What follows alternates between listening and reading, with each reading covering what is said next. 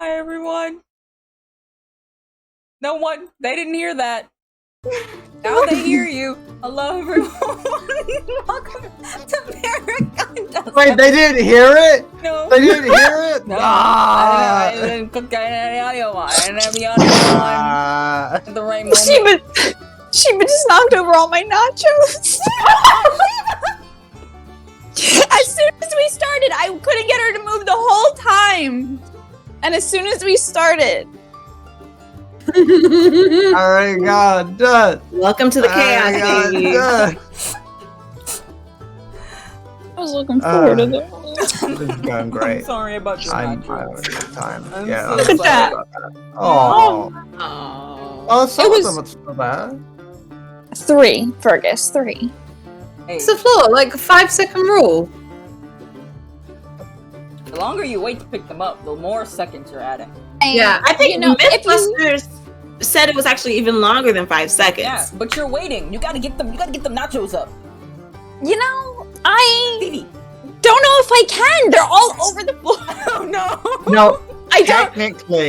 technically, molecules moving together never actually touch, so it's never touched the floor. It's never touched the floor.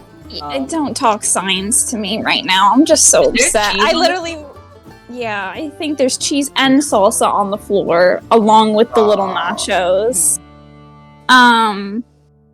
It's okay. I'll just cry about it, and just do the game. Do the game, Art. You're in the game though. Let's start. Let's go. Let's get ready. I'm gonna cry. I'm just gonna drink. You gotta give us Stevie's summaries though. Oh, Hey guys, welcome to Paragon Dust. what happened? You want to always, give the summary? Give us the summary. We are very serious and professional. Stuff happened last session. My God, what happened? We had okay. Sorry, I'm so upset about my nachos. Okay, Nate and Charlie were underground. Nate started turning into an animal. Patty and Steve were in the library. Patty gave Colin the book, her DNA, and to help him out to get Nate and Charlie back, they turned into animals, kind of furries, maybe. And they were all underground. We were finding out about these magic mushrooms, kind of Alice in Wonderland vibes. Oh gosh. Basically, they had a battle royale with a Komodo dragon, and Charlie kind of found out that there's this lion beast creature that attacked this little community of magical animal creatures. And they made it back on top. And I think Nate had another chat with Colin, right? Cole. Yeah. Cole. Sorry, too many C Colin's names. the book. Colin's the book. That's Cole my is bad. okay. I named Colin. That was my bad. And yeah, about fighting monsters. I'm so sorry. My brain is absolutely scrambled. This is my emotional support skeleton. That's Stevie's summaries for today. You did great, babe. That's what you missed on last week's episode. Oh yeah, that was lovely. That was lovely. Wait, some people are asking, does the skeleton have a name? I just Bone Daddy. Good. I was gonna assume. I didn't want to assume. His name is Bone Daddy. Rad said it was Henry. Yeah, Rad was like, And is I am- that Buddy's husband? I mean, Not Henry. No. This is Bone Daddy. The fact that Henry is dead, and then you say that? Okay, cool. That's fine. just hurt me. Just break me down and tear me to pieces, why don't you? Bone Daddy will just be sleeping. I'm looking For at you now. slump. That's great. We love that for Bone Daddy.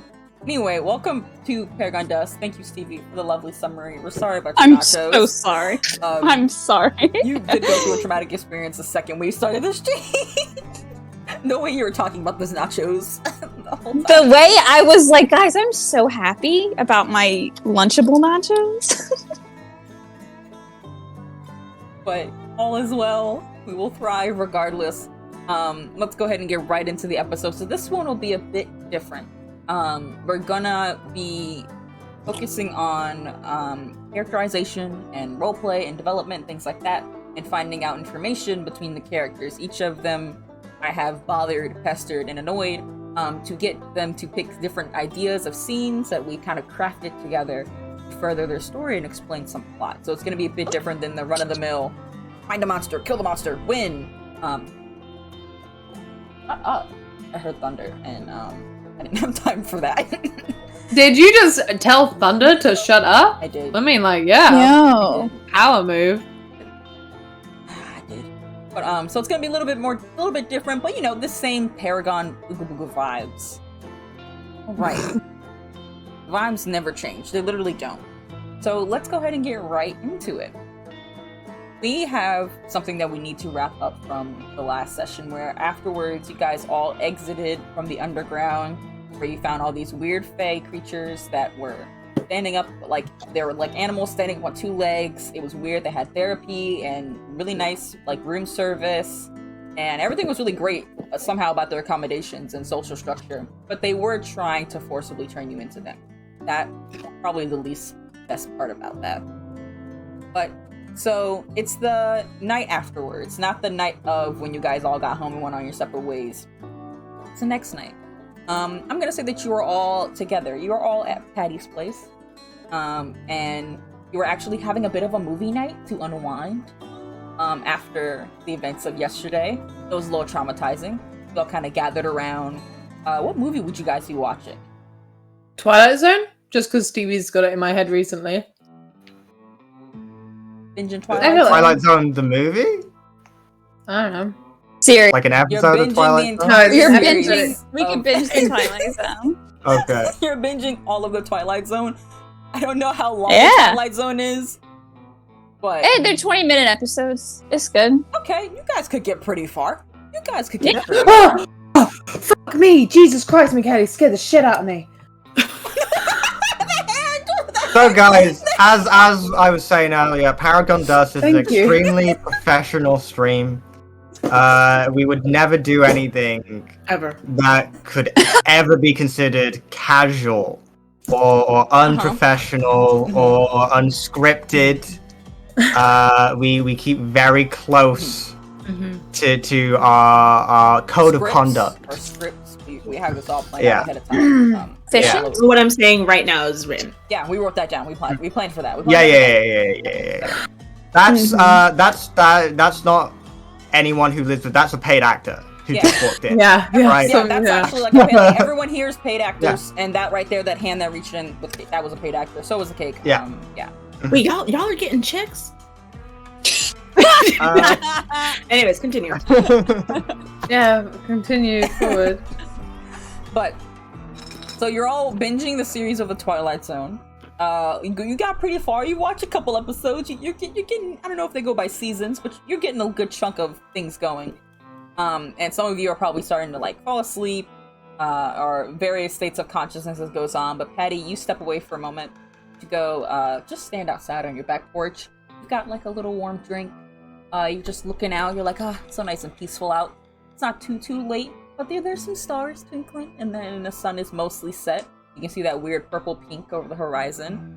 And as you are taking this moment to just exhale and breathe with your friends sleeping inside, your kids up in their rooms, everyone peaceful, you hear a bit of a noise from out in your yard. And you have pretty good lay of the entirety of your backyard and that beyond.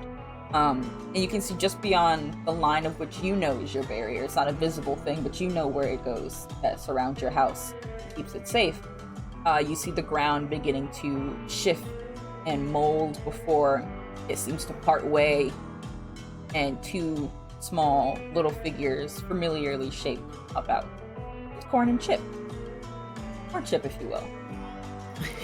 Patty Rex. Oh, sorry. I they just come out and they just, like, they're dusting themselves off. They stand up on their two legs, kind of like Fantastic Mr. Fox, where they're just, like, up there, you know? Like, it's just a weird little way. Their little feet are pitter-pattering as they, kind of come to stop at the very edge of your barrier. and wave. Yeah. Pass it. Patty walks over there with her little she's gonna go over there in her little she's nice and cozy, right? So she's definitely doing the little mom wrap up. And she walks over to them with her call. I forgot entirely Hey boys. what their little voices were. But let's say that Chip kind of speaks up first, and it's just like, "Oh, hello, we're back. You wanted your people back, right? You wanted us to ask about that, yeah? Yeah, about which ones wanted to return. We did that. And then looks at Corn like, what were their names? They have really weird people names." And Corn is like, "Oh, the one in the blue, the Caleb, right? Caleb. Okay, That guy. yes. He says he wants to stay behind. Okay, so he's staying with you. Yeah, he seems pretty Okay, content. This night he'll be transformed entirely. That's Kind of good wants for to him. go into one of the artistic fields of the building. Yeah. He said Oh, he that's didn't really good. Your enjoy benefits are being an officer. amazing. Oh, I He understand didn't really that. enjoy being an officer. Very nervous. He's such a nervous guy. Yeah. It's an intense. I mean, well, then again, in this town, it's not too intense. I don't know what he was so stressed about. Everybody knows I feel like everything he had about a what lot of goes on here, anxiety but, hey, just going on up in there. in general. that's yeah. But That could be it too. the other two want to return home. That Jeremy, the one that's smelly, he won't shut up. He's been talking everyone's head off. The Munchkin guards are really tired of him. And Yeah. the other woman, Laura, just seems like really confused and has so many questions, and we're just not answering them. Didn't know what you guys wanted to do about that. We could just pop them out where we got them from. We could just. But we figured, you might want. Well, so where did you get them from? Actually, maybe it'd be a bit nicer if you brought them. You popped them out here as a nicer transition back. We got that Laura lady by that big building with a lot of colorful little chalk drawings on the ground, and there was some balls and little. You can look at a place the outside. school. Yeah. Yes. Okay. Oh, educational institution. And then we got Jeremy when he was walking down the sidewalk and just noticed no one was around and he needed him. Down the sidewalk. Well, there's a lot of sidewalks. Do we know where? I just don't want them to pop out and just start running around and start. Well, we could just I put think them here if you'd prefer them here. I would. I think that'd be great. That way they have a little welcoming party. That'd be great because we're real tired of at least the Jeremy one. He's really annoying. Yeah, he's a bit of a handful. Are you sure you want him back? Are you sure? Are you sure? I mean, if you wanted to keep him, I won't fight you on that. I mean, we don't need him. We don't want to keep him if he doesn't want to be here. Yeah, you want to give him up. All right, drop him here. Mm-hmm. and then they're just yeah. And then they just kind of tap on the ground with their little tiny pawed feet, their toe beans smacking into the grass before the ground starts to shake and rumble. And Corn is we did knock them out. Oh, bless you. So, thank you. Jeremy wouldn't shut up. We figured it'd be fair if Laura was off. It didn't hurt him. It was just use some shrooms. It's fine. And then the ground opens up in that same way. And then they're kind of pushed out by a bunch of tiny little hands of varying different shapes. Hooves, paws, fins, just pushing. Fins! I'm dead. Okay. They lift up Laura very gently. And then they just kind of yeet Jeremy, and they both go flopping. Okay, thank you so much. So the little shrooms that you gave them, how long is it going to be till it wears off? Probably we didn't give them super bad because we were gonna come talk to you and then move them out. So probably 30 minutes, an hour. Oh, that's very fast. Okay, well, thank you so much. No problem. We're gonna go back underground now. You guys have fun with your capitalism or whatever. Thank you. All right. They go jump back down. She's gonna go and grab just whoever's up there. Is anybody up? I don't know. I guess you guys could say who do you think would be up? But you guys were kind of all falling asleep, give or take, or just either who is actively paying attention to the Twilight Zone? Like, who is? Hell no. 100%. Nate, if he's had some warm food and like a warm drink, he's out. He's out. He's asleep. He's like on the sofa. Alright, so Nate's gone. Steve was making are actually notes. watching. Yeah, Steve had a notepad out, was analyzing everything, being like, how would I deal with this situation? Oh my god, he's learning. Etc. Yeah. You watch Buffy and He like, didn't. Right. Yeah, he didn't realize this was like a relaxation hangout thing. He thought this was like, oh, we're studying. This is case files. Okay, got it. I love it. I love it. Okay. Oh, I just realized my mic was off. Yeah, Was I my was gonna mic tell you off? that. Are you saying anything this whole time? It was off the whole time. Yeah. But you Okay. already assumed by me just going like that. I said, yeah, That you Charlie were would I be felt it out. in my bones. Your bones? Yes. So, Bone father. Patty's gonna walk in and be like, she's gonna whisper because she doesn't want to wake. She doesn't want to wake Nate. He's a heavy sleeper. Is he? Oh, okay. Oh yeah, he's heavy. Okay. Steve, Charlie, can you help me? We have Jeremy and Laura back. Oh, Sure. Okay. they didn't want to keep Jeremy. He didn't want to stay. I They offered. didn't. I offered, and they were adamant about bringing him back. Okay. Of course, I Unfortunately, said no. let me grab their ankles and whatnot and bring them into the guest room. Got you. Stage guest room. Alright, you can do that easy enough. Okay. So they're gonna wake up. Apparently, Laura's been asking. It's Laura, right? Or am I saying her Laura, name incorrect? Okay. Apparently, Laura's been asking questions.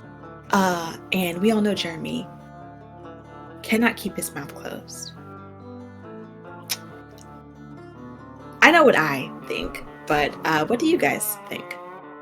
Well, we probably start with trying to convince them that it was all a dream, right? That's probably the go-to. Yeah, that's an option. Charlie's just like biting her lip, and she knows what she wants to say, but she's like recalling her conversation with Nate underground, and she's like, Charlie, you keep biting your lip like that, you're gonna puncture through. right, sorry. I mean, Nate said that it was wrong to take away people's memories, but I feel like in this situation, it would be for the best, right? I was more thinking that might be a last resort. I mean, Steve, convincing someone that seeing magical creatures was just a dream can only work so many times, and why it might work with Jeremy, I don't know about Laura. She seems like I just a feel smart like woman.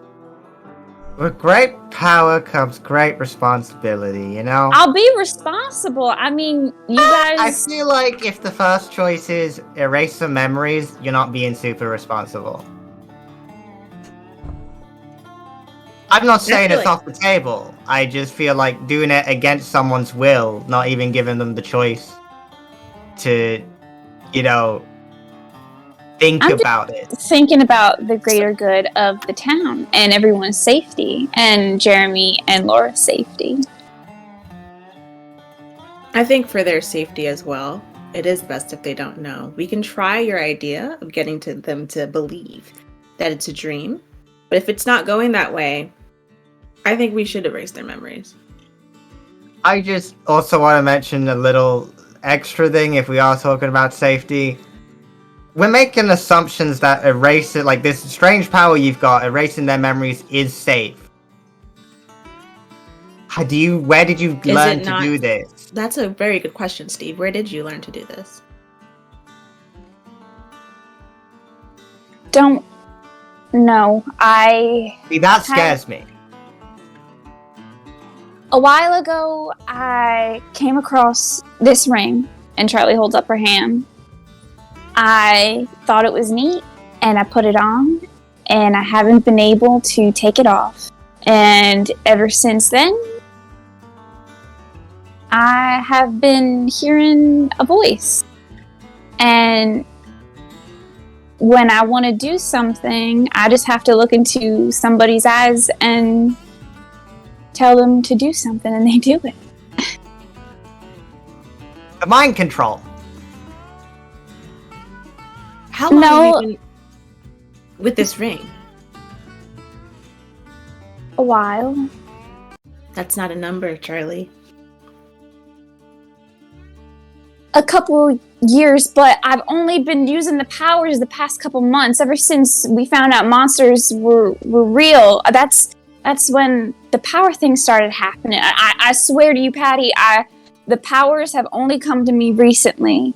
I have had the ring for a while, but Wow, Charlie was saying that. Patty was going through the drawers of the guest room and she found like thread, or like floss or whatever, like that's like a guest welcoming kit. And I don't know if you guys seen it, but like you can wrap like like around your finger and then try to pull it through to see if the ring's gonna come off the other side.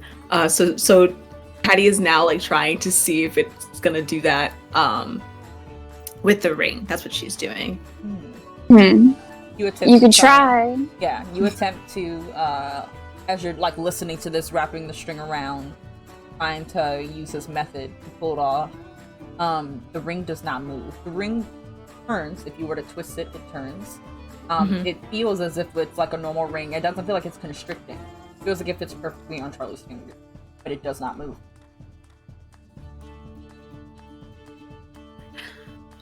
Okay.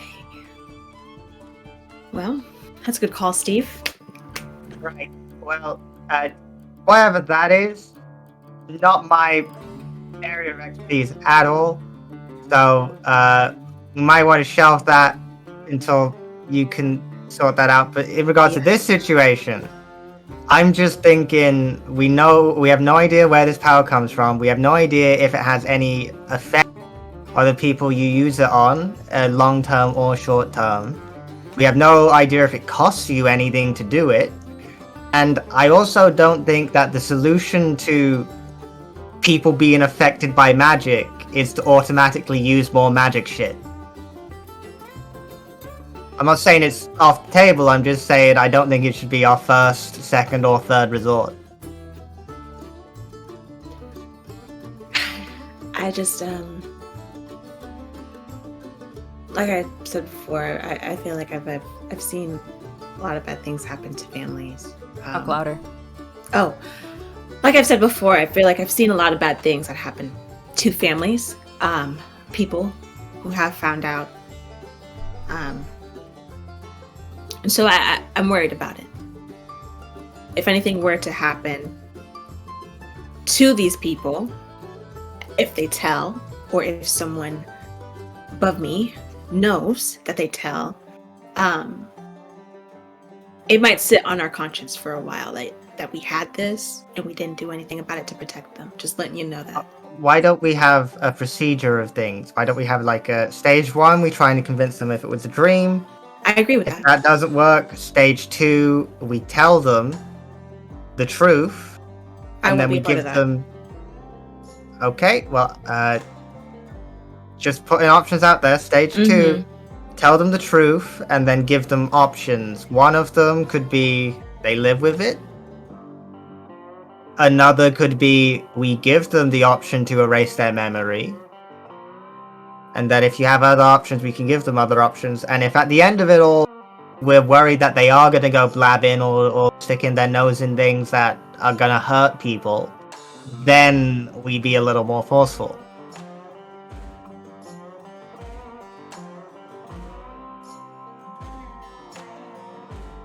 Can't hear you. You cut out. I'm fine with that.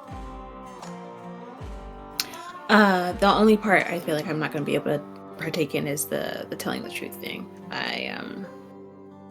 Well, believe me, Patty, I am well experienced in that, so I can do that just fine.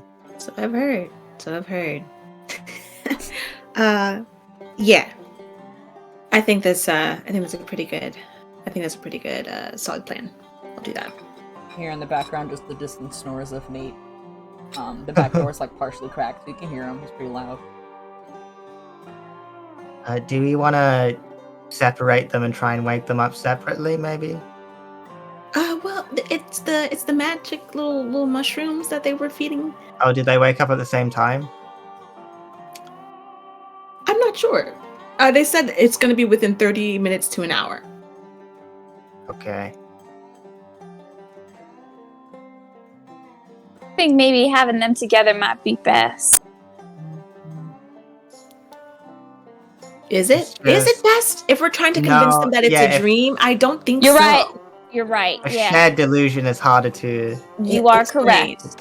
Yeah, that makes more sense. that was No, you're good. that was Why don't- Stevie. Why don't we take Laura back to where her car is and be like, "Oh my goodness, wow, you woke up. Yeah. Are you okay?" I guess maybe I could handle Jeremy since he knows me more. I feel Why not? like... No, no, No, wait, why the hesitation, Steve? no, it's just, it's just,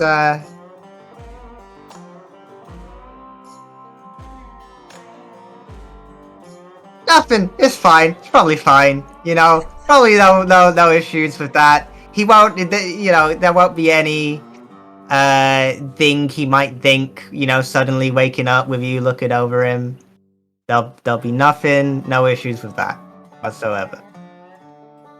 Listen, I think I could convince Jeremy to believe whatever I say. He normally does. Okay. Okay.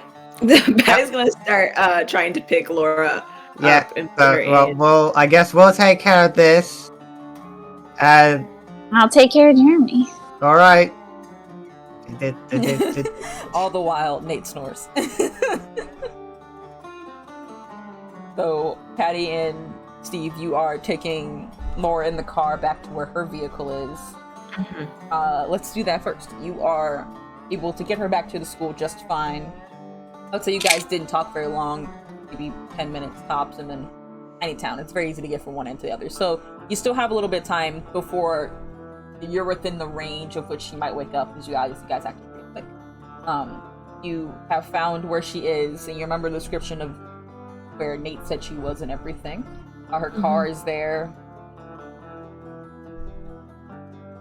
We're there. What are you doing? Okay. Yeah, I'm gonna place her where did she drop anything? Like any key, like the purse, or did we close? Is the car still there? Because it's not the day of, is it? It's like It is.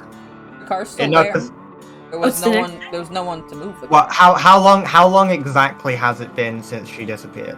The I next thought day. it was one day. It's the next So it's day. the next day. Okay. Yeah. Well, that's not too bad. No. If you want to think about it, she was supposed to go home that night, and then next night, so a day. What, is it a weekday? Like, was she supposed to go into work? I think we said last time it was Friday. Okay, It will so it be would have been Saturday. a weekend. Mhm. Okay, so then we can be like, you've been passed out for a day. Can we put her in a car and be like, oh, you just passed out in your car? I think it'd be best because she started feeling weird outside. Maybe if we were just outside of her car. I mean, she I Okay. don't think she'll remember getting into the car or anything. I don't know. I don't, because I feel like it's more realistic for someone to have slept in their car for a day than for someone to have slept on the cold pavement exposed to the elements for a day. Even if there is a little bit of a disconnect. Yeah, I mean, it never rains here, so how much is it? That's fair. I mean, yeah, we'll put her in the car then. We'll see. We'll put her in the car. Car door Okay. is locked. Gotta have She- keys on her, right? We dropped. I thought we found her keys. Did we not Yeah. find her keys? I don't recall. Did I find the keys? Her whole thing is that she couldn't find her keys, and in Nate's vision, Oh, she was couldn't find shrinking. her keys. She could not get in Gotcha. her car. I don't think I gave you her keys. They were not. Gotcha. We don't have I didn't keys have to her her on person. car. That's why she was Alright. standing so long outside her car. Then on the floor she goes. On the floor she goes. Do we want to cover her in dirt? Yeah. Oh, you're smart. She's gonna start smearing dirt. Salt Bay. It's mid while you're sprinkling a little dirt and you pull your hand away. You're like, nice. That you hear. She just starts like shifting, and gives that inhale when people start to wake up. The moment she does, Patty is going to like switch into like mama mode and be like, "Oh my god, Laura, are you okay?" She's just like, Patty, what? Yeah. Hey, She's looking around. Hey. And then she like sees you and she just starts up. She's like, what? I was just what? She's like, are you alright?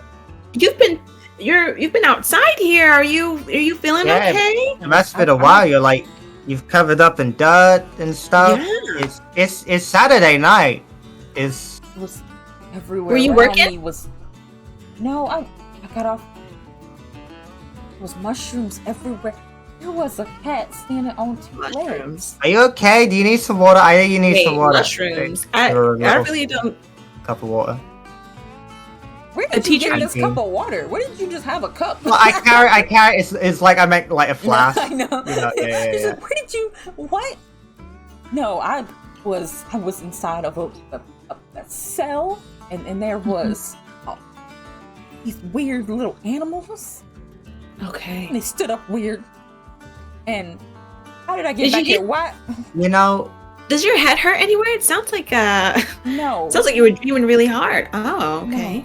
No. Patty, I've read about this when people in high stress situations, for example, a school teacher, because honestly, the school environment is far more stressful than we give it credit for. It really is. People in high stress environments can often just sleep for insane amounts of times and just hallucinate truly odd scenarios. My God, it's terrible. It's terrible, and honestly, you should maybe see someone about that. I think you should see a doctor because you've been out here all night. Are you sure none of your body is sore or? Roll, yeah, I think Patty, you were the first one to like grab her face and talk to her. So I say roll manipulate someone. Oh, assistance? Do I get assistance since Steve was out here? I can try to help. That way, we only have help out here. This is not like an advantage roll kind of thing like that. I can try to help. No, I was saying like my call isn't great. If I need help, if he could help me. You can do that. Any roll can technically be that. You don't have to ask. Like if that's any roll that is like one below where it needs to be, you can have someone help out if they can tell me how they're gonna help out. That's just regardless. Yeah. Okay. Yeah. So I know. I was asking. Okay, I got what do I have to add to it? Let's see here. To manipulate.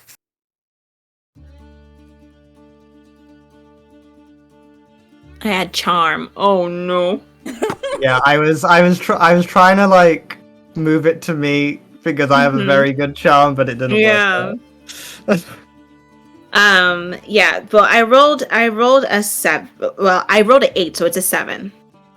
Okay. So, whoa. It's my little sister. Hold on. Kick her butt. Again, we are an incredibly professional. We are a multi-million-dollar. Yeah. Is what we are. Yeah. We all have a studio that we stream out of. Together, with no interruptions. Just all together. Yeah. Like we bought out a whole place. We're like in LA or something, you know. Like all the people are. But on a 7 to 9, on a manipulate someone, they'll do it, but only if you do something right now to show them that you mean it. So, it's kind of a half and half where they're not. She'll believe you. So you have to do more convincing.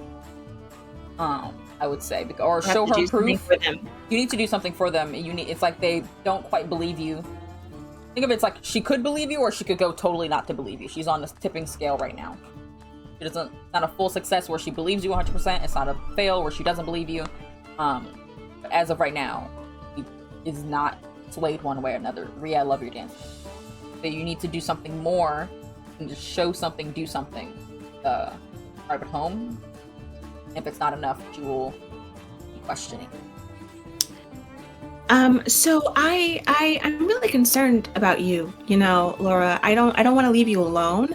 I'm gonna call Charlie real quick, make sure that she can watch the kids for a little while longer. Can I drive you to the hospital? I don't feel comfortable with you driving. I don't think I need to go to the hospital. But with everything that you've been saying, it sounds like you've been through a lot. Do you not feel like you've gone through a lot? What are you two doing here? Why are you at the school? Well, honestly, Friday night? Right. I do a lot of scouting in the area, as you know, and I kept seeing your car here, and I was wondering like if the car was gonna move. Sorry, you know me, nosy mom, and she looks up at the sky. It's like the stars are out. Why were you out working that late? I'm If actually you found me earlier. Why didn't you take me to the hospital then? I'm actually here to talk to you about your car's extended warranty. I don't like those phone calls. Because, well, that's why they sent a person. I don't want to talk about my car's extended warranty. I do believe to be honest, neither do we. Don't you work at the accountant firm? I picked up a part-time job because I'm still junior and they weren't really pay wasn't up there. Steve is a good friend of mine. We do a lot of accounting together because of the real estate stuff. I saw your car earlier and I didn't know if it was dangerous, so I phoned a friend to come with me. That's why Steve is here with me. I just wanted to make sure you were okay, or if I thought somebody would be still in the school, because last night the lights were off, but your car was here, so I was a little concerned. So I brought a friend. I don't know. I don't know. This feels really weird. This feels really off. I don't think what I saw was fake. She's like what is her arms wrapped around herself, like kind of like shrinking. Like, is there just a random like piece of vegetation somewhere in the vicinity? Well, something that is like a little more unique looking. Like, is there a mushroom or something somewhere? Yeah, I'd say you could see one of those weird little mushrooms that grow. Like the weird little brown ones, the little basic ones that grow like in yards randomly. Okay. Can I like stealthily pick one up, take a bite out of it and spit it out? And then just walk up and be like, "Did you eat this? Did you take a bite out of this? This is like an incredibly hallucinogenic mushroom. This should not be. I don't know why this is even growing here. Some degenerate must have planted it on school grounds. You need to go to a hospital and get it checked out because this causes such bizarre hallucinations. I heard you shouldn't even touch those, Steve. I heard even brushing against them. You're right. That's why I'm using this cloth that I have. You were just to touching pick it up with your bare hand. Those grow all the time. We've got. Oh my god! Is it still in your system? I've been holding it with this cloth the entire time. It's been. I ridiculous. I don't know. I don't want to give you a second roll for the same situation. Okay. But I don't think the mushroom is quite swaying her because it is just a regular looking mushroom, and there's other ones that are like probably somewhere in the field. What if I sprinkle some paprika on it? You've already shown it though. If you like turn away to sprinkle paprika on, you got to think about that beforehand. You did the whole bit. Yeah, I'm just saying, you need to stop just eating random stuff. Teacher, when I don't eat random things. Exactly, it's a terrible example to set.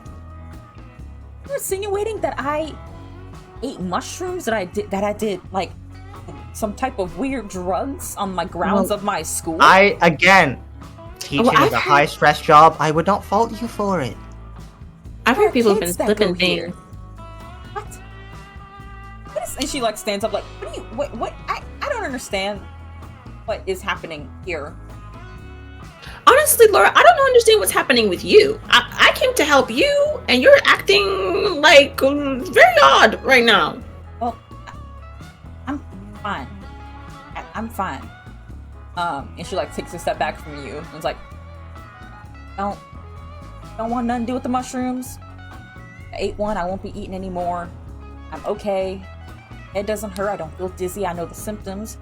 Concussion. I teach kids. Teach elementary school children. I know what it means when they get hurt. I'm fine. I'm gonna go home. And you guys should too. I feel like you need to talk to someone, Laura. On my therapist. Patty's gonna step next to Steve and go, "What was step 2 of your plan?" Step 2 is tell them the truth. Ah, fuck. Okay.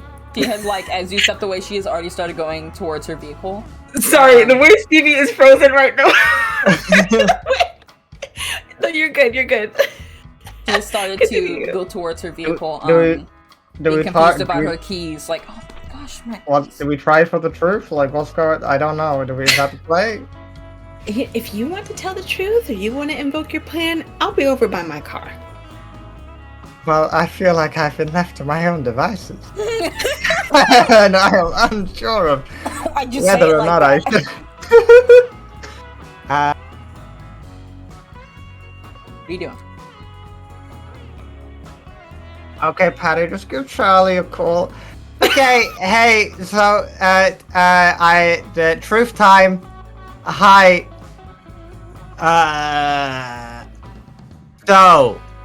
So, everything that we were trying to convince you was a dream or a hallucination was not. It was in fact real. There were animals who had this whole underground business society. It was like a pyramid scheme. They bit you and kidnapped you, put you in a cage, and they were going to turn you into one of them. But we stopped that. The thing is, you now know that that's a thing, and that's very hard to deal with.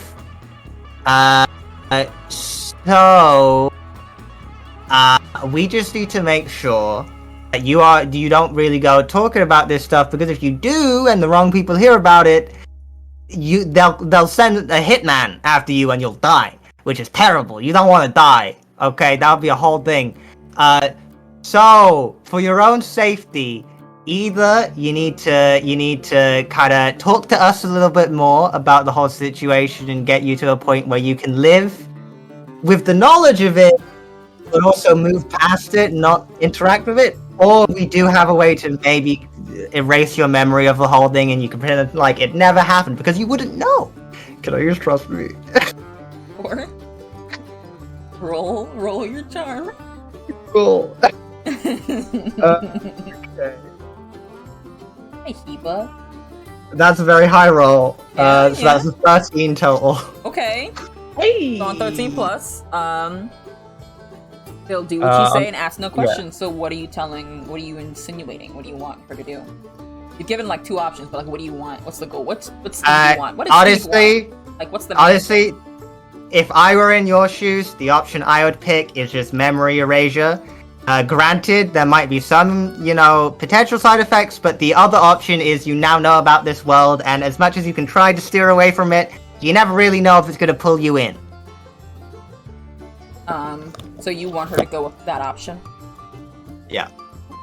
She will be staring at you, bewildered and shocked the whole time that you're talking, just confused, and then slowly just face calming down, and just when you say the last thing, she's like, yeah, is this Men in Black? Are you gonna hold the thing to my face? 100%. That's right. Exactly what this is like. Well, just do it. Just do it. I don't wanna know. I guess I don't wanna know. Okay. Do you want it to be done here? Would you like to be in your house when we do it? What's the sitch? I guess I'm in my house.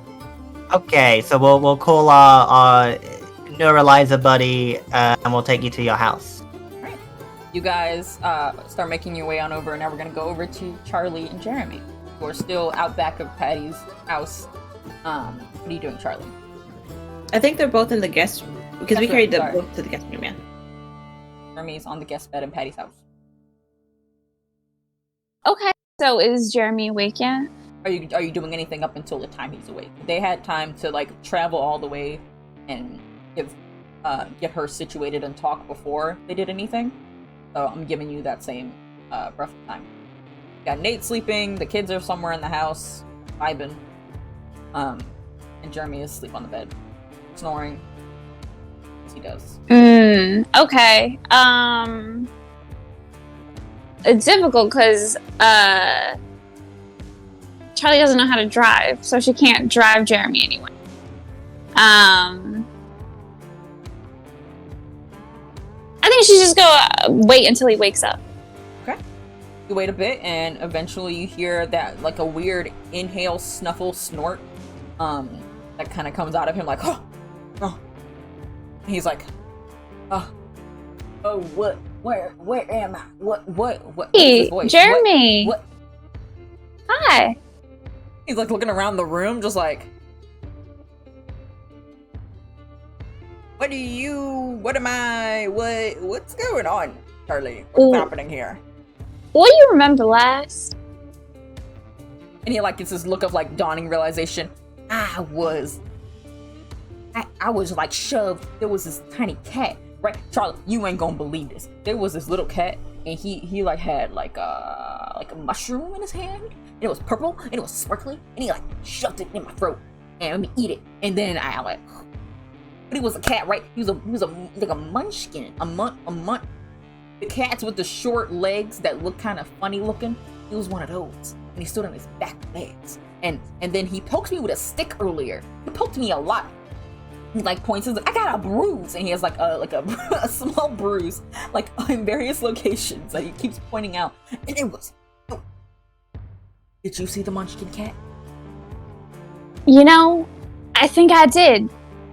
Here, can we walk to your house and you could tell me about it, and kind of need to tell you about some things. So let's go over to your house. Okay. And he like gets up. He's like, all right, let's go. And you guys start walking towards the house, and he keeps telling you about the weird animals that came into his cell, about how he was in this cell, and how crazy it was, and how he knew he had to get home because he knew that you were going to miss him, and that all the ladies of your school would be nothing without him, and that if he were to never come back, who was going to provide for them like the man he is.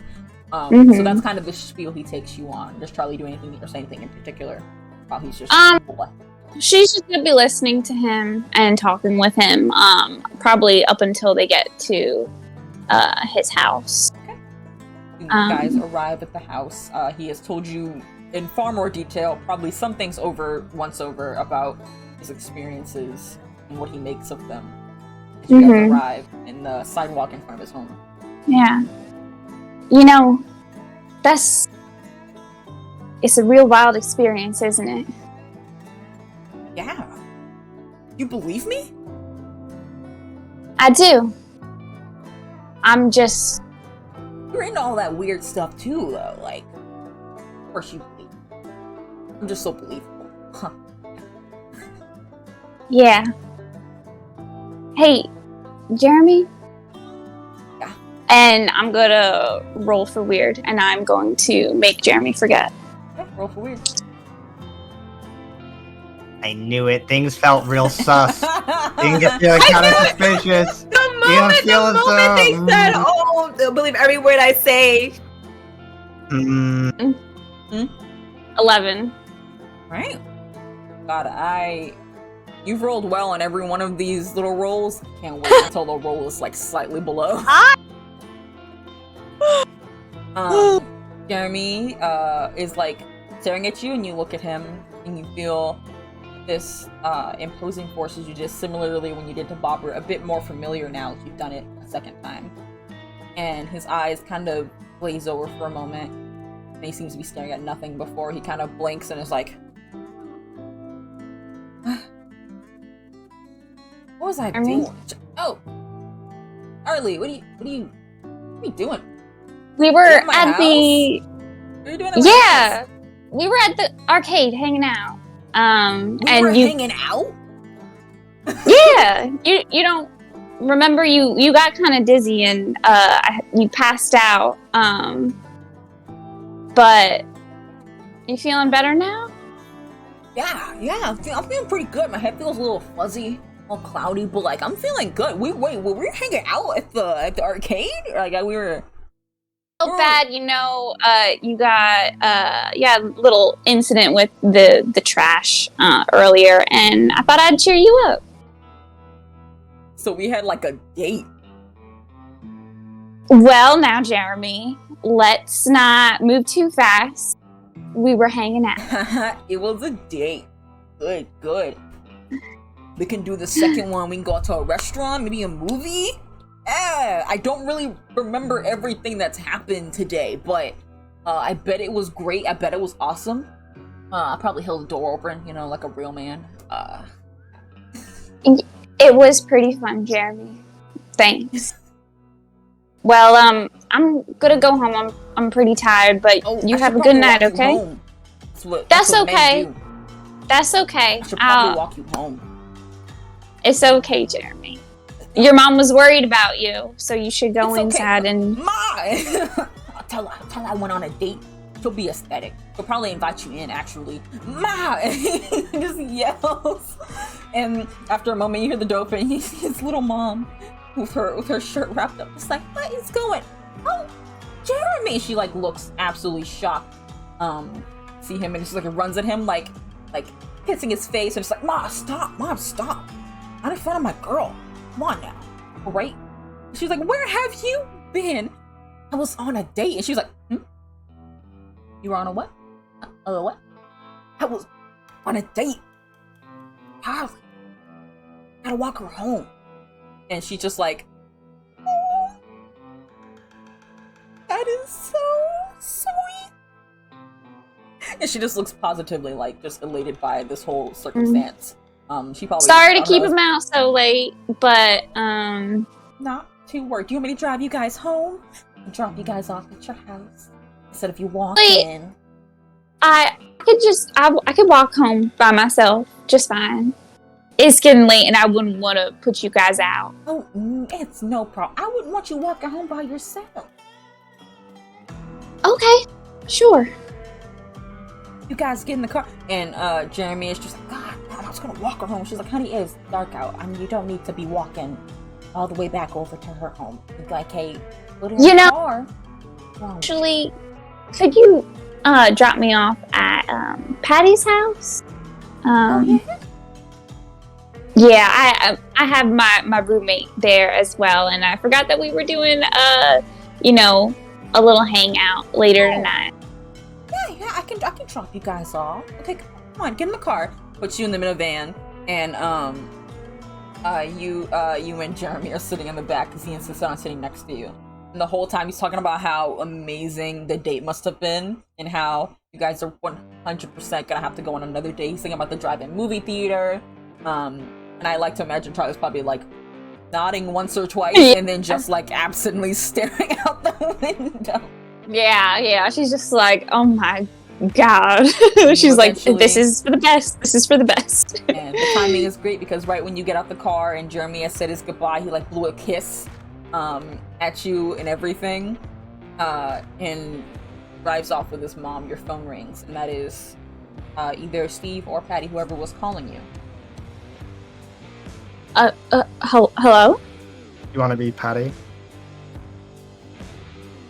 Sure, doesn't matter. Yeah, I can. I don't mind. I like this. Charlie? Is everything all right? Yeah, so Laura opted to wipe her memory. So I don't know if you want to wake up Nate. I can give you guys the address, and you guys can come on by and you do your little thing. Sure, that sounds good. Okay. Are you with Jeremy? I actually just said goodbye to him. He chose to have his memory wiped, so his mom and him dropped me back off at your house, and yeah, I'll wake Nate up and we'll be right over. Okay, sounds good.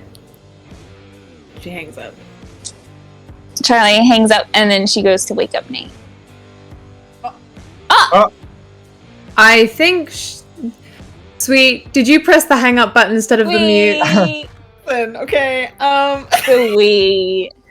The way it really perceived. I know exactly what you did because I nearly just did it. So. Yeah, I did it. I love you. You're right. You're good. So yeah, Charlie comes Charlie wakes up. Hey, Nate. What? Hey. Yeah. You sleep good? Oh, did I miss the zone? A little bit. But don't worry, Ah. you can always rewatch it when you're not so Damn, tired. sorry. Has everyone gone home? Where's Patty? This is her home. Hey, Patty and Steve went the little creatures brought Jeremy and Laura back. And we kind of made the decision while you were asleep that we're gonna try and convince them that it was a dream. If that didn't work, then we would tell them about what happened, about the magic and creatures and things like that, and ask them if they want their memory wiped. Okay, cool. So your first thought was to gaslight them into thinking that they were crazy. Listen, I came out and I talked with Jeremy. I don't know how they handled their situation, but I asked him and he said yes. He wanted his memory wiped. Okay. Yeah. Alright. Well, if that was his choice, then yeah, I got no complaints about that. Yes. And Laura? What's her choice? She wanted her memory wiped as well. I talked with Patty and she said that they told her and she'd rather just not remember it and go back to normal as well. Okay.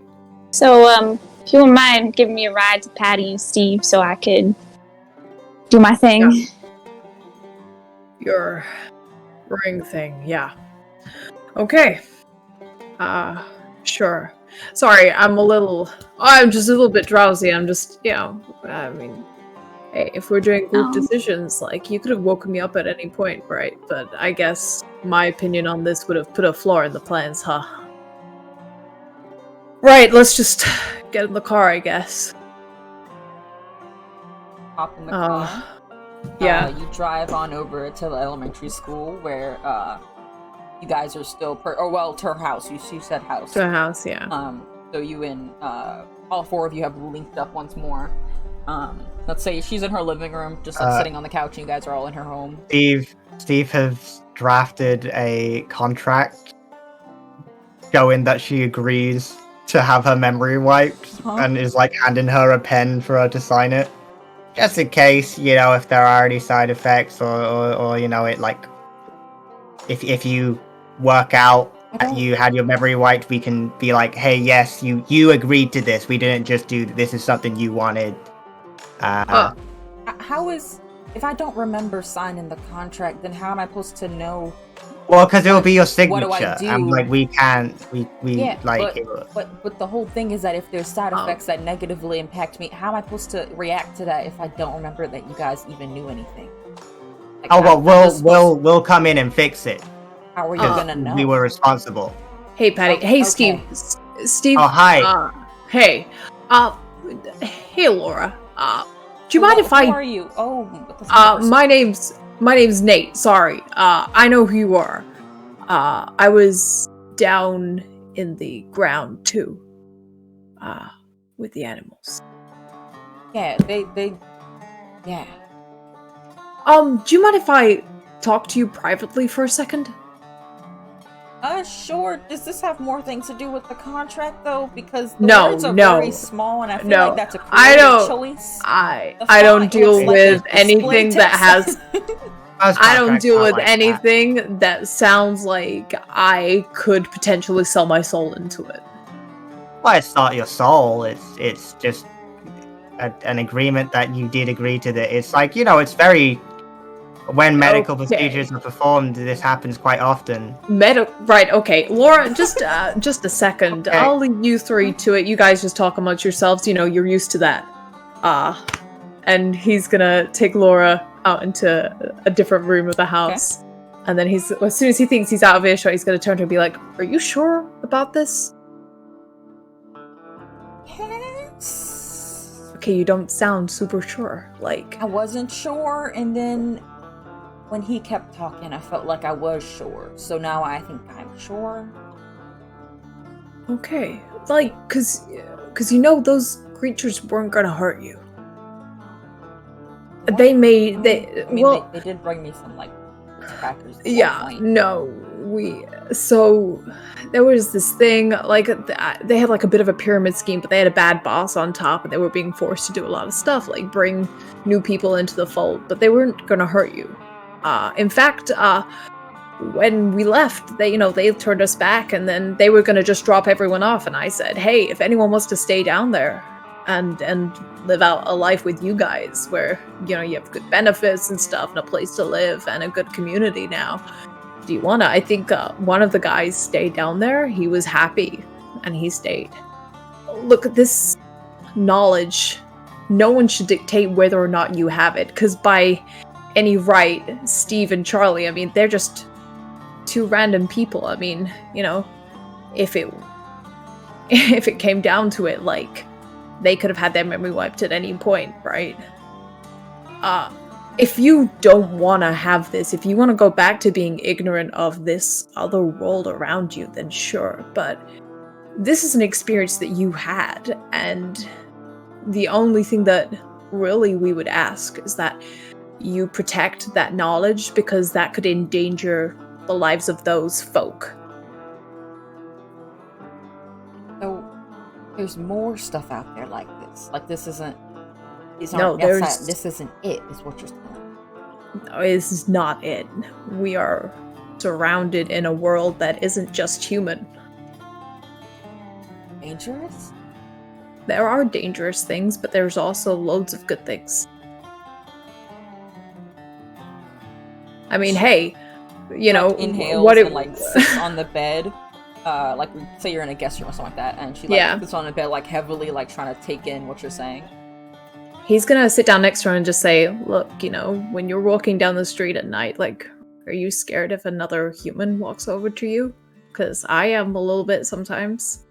Anything can be scary. It doesn't matter what race or what kind of being that they are. There's always going to be something dangerous in the world. But, do you want to lose all knowledge that there's more that is unknown? And she pauses for a moment, and there's a bit where she doesn't speak. And then she inhales. The kids always drawing the funniest little things. These little monsters and these little creatures and things that are unreal, and I always chalk it up to just their imagination. But now I think about it. Now I'm thinking about if they do have imaginary friends. If you're telling me that's real, then hey man, it could be. I'm learning new things every day. But, my friends are right. There are dangerous things, and there are dangerous people out there. If they know that you have this knowledge, they could come. But, so long as you're not writing news articles or making posts on Twitter or something, who's gonna mind some fairy tales? I either don't remember any of this, and if something else happens, I'll just die or be confused, or if I do remember this, I can't talk about it, I guess, other than to you guys. And hey, look, goes on. I'm no expert on this. Patty is more so, but she's less indulgent with information. But if you ever wanted to want no more. Don't right. get me wrong.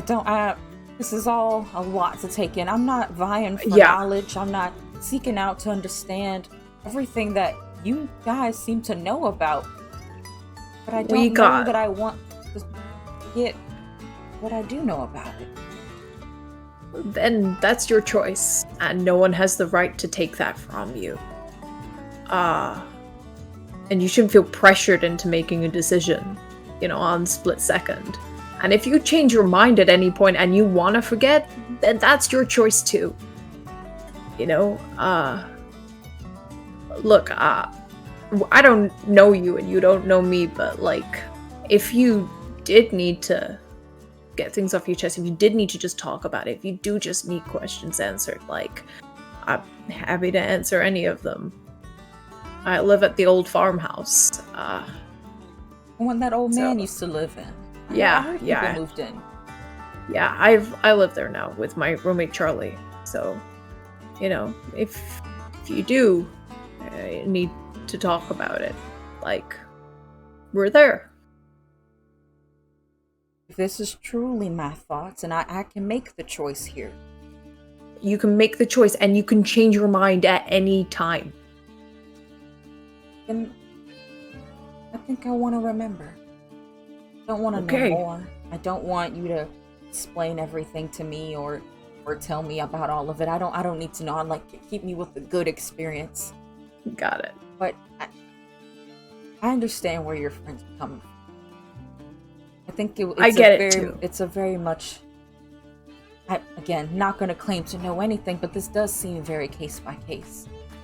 My experience with this world is that apparently it's been here the whole time, was in all intents and purposes, besides being made to eat the mushroom by a small cat. It's very soft, by the way. It's very soft. He was so soft. Other than that, I didn't have a bad experience, but I can see if someone did, or maybe wasn't inclined to actually see more about this world, might not be the best to leave them knowing. It seems like it's secret for a reason. So if you guys, I know you're giving me a choice, but if you guys need me to not know, that's okay too. If you need me to not know, if I need to be out of this to let you guys do what you need to do. I appreciate the way you're presenting it. It works for me. I'm used to talking with kids, and this being able to explain something like this in this way works a lot better. The way they went about it was a little terrifying, because at one point he picked up a mushroom. I think he bit it, and I don't really know what was going on there, but all I could think about was the mushroom I ate, so I thought he was like, I didn't know what was going on there. They're not too keen on telling the truth sometimes. I mean, he did, but he told it to me in a really terrifying, very fast-paced way. I said I'd die at one point. I didn't know how to handle all the information. Oh my god. It was just so much to process. That's a lot. I'm so sorry. We're new at this. And we're still learning the best dynamics of talking to people. And Steve is, well, he works for the government, really, and he's an accountant, so he's already wrapped into the capitalist scheme and an agenda of the government, so there's really no saving him. He has a pension and everything, he's down the drain for the rest of his life. Oh no, I mean, I work at a school, so... Right, well, hey, man, at least you're raising kids to think beyond capitalism, right? Hopefully. Hopefully. I hope. Wow, okay, this is going in a different direction. Well, I'll head back to the group and I'll let them know that you changed your mind. And we'll get out of your house. And like, you're getting up to go, and she like grabs your shoulder and says, Nate? Yeah? Thank you. You're welcome. Anytime. It was nice meeting you. And you exit out of her room? Mm-hmm. Okay, guys. She has changed her mind. She wants to remember. Oh.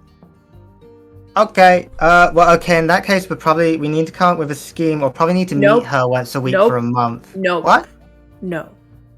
She is an intelligent woman. She doesn't want to know more, but she doesn't want to forget about an experience that she had in her life. Right. Yeah, that's fine. She's not going to blab it anywhere. You don't need to monitor her like a child. She's an adult, and she understands the risks. She's very understanding. I don't think she does, though. No. I don't think she does. Laura? Patty's just going to try and, like, go around Nate to see if, Patty, no. No, you're not going to harass this woman anymore. I'm not going to harass her, Nate. I'm going to ask her from her own mouth whether she wants to remember or not. Fine. You can ask her, because apparently I'm not to be believed, right? Because I'm not the one who... No, it's fine. No. You know, it's fine, Patty. Okay, I get it. But you know what? I don't understand what makes you think that someone isn't capable of keeping that knowledge when we've got Steve over here who has no social skills whatsoever and he gets to keep it, and Charlie over here who's just a kid. So really, who gets to decide? Okay? Okay. Because I sure as hell didn't get to decide. Nate, you have something going on that I don't even understand. You're talking about coal and all your big axe thing. That is something deeper within you. I didn't get a choice, Patty. I know you didn't get a choice. Just Nate. let other people have it. Okay? What you're Just let asking me to someone do else is also have it. putting my own family at risk as well. Well, Nate, then make it's Charlie not- forget and make Steve forget. If I could, I would. If You I can. had Charlie, Steve, do you want to forget? Steve, do you want to forget? Yes. Charlie can make you forget right now. Go on, Charlie, make him forget. Make him forget. Go on, Charlie. Erase that memory. I would like to forget.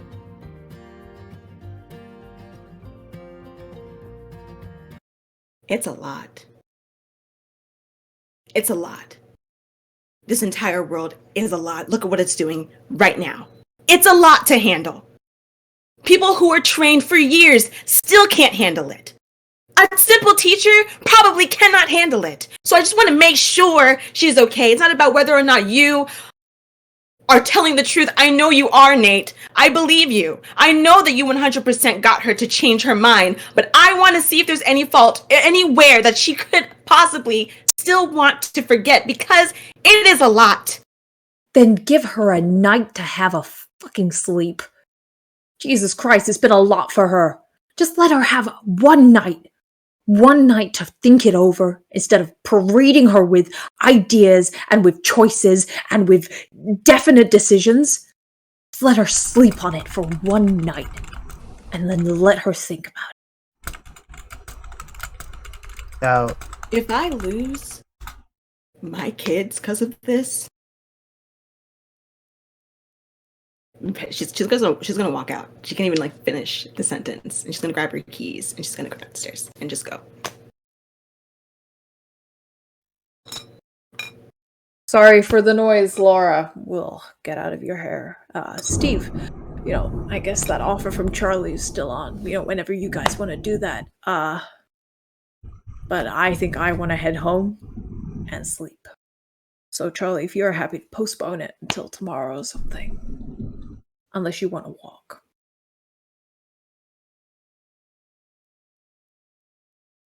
I think I want to walk. Okay. And Nate, Mm-hmm.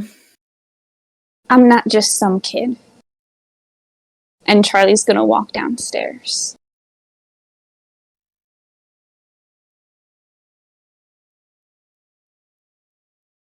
Did you want to lift home, Steve? no, Shiva, I'm please. okay. Shiva, no. Right. Well, I'll see you when I see you. Ciao. And he's gonna head home in the van.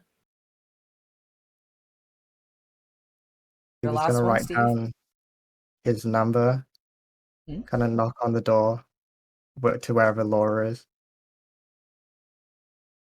There's nothing for a moment, and then the door cracks open and Laura is peeking through.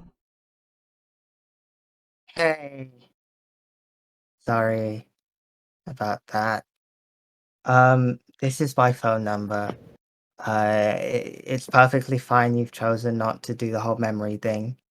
Although if you ever do want to do that, let us know.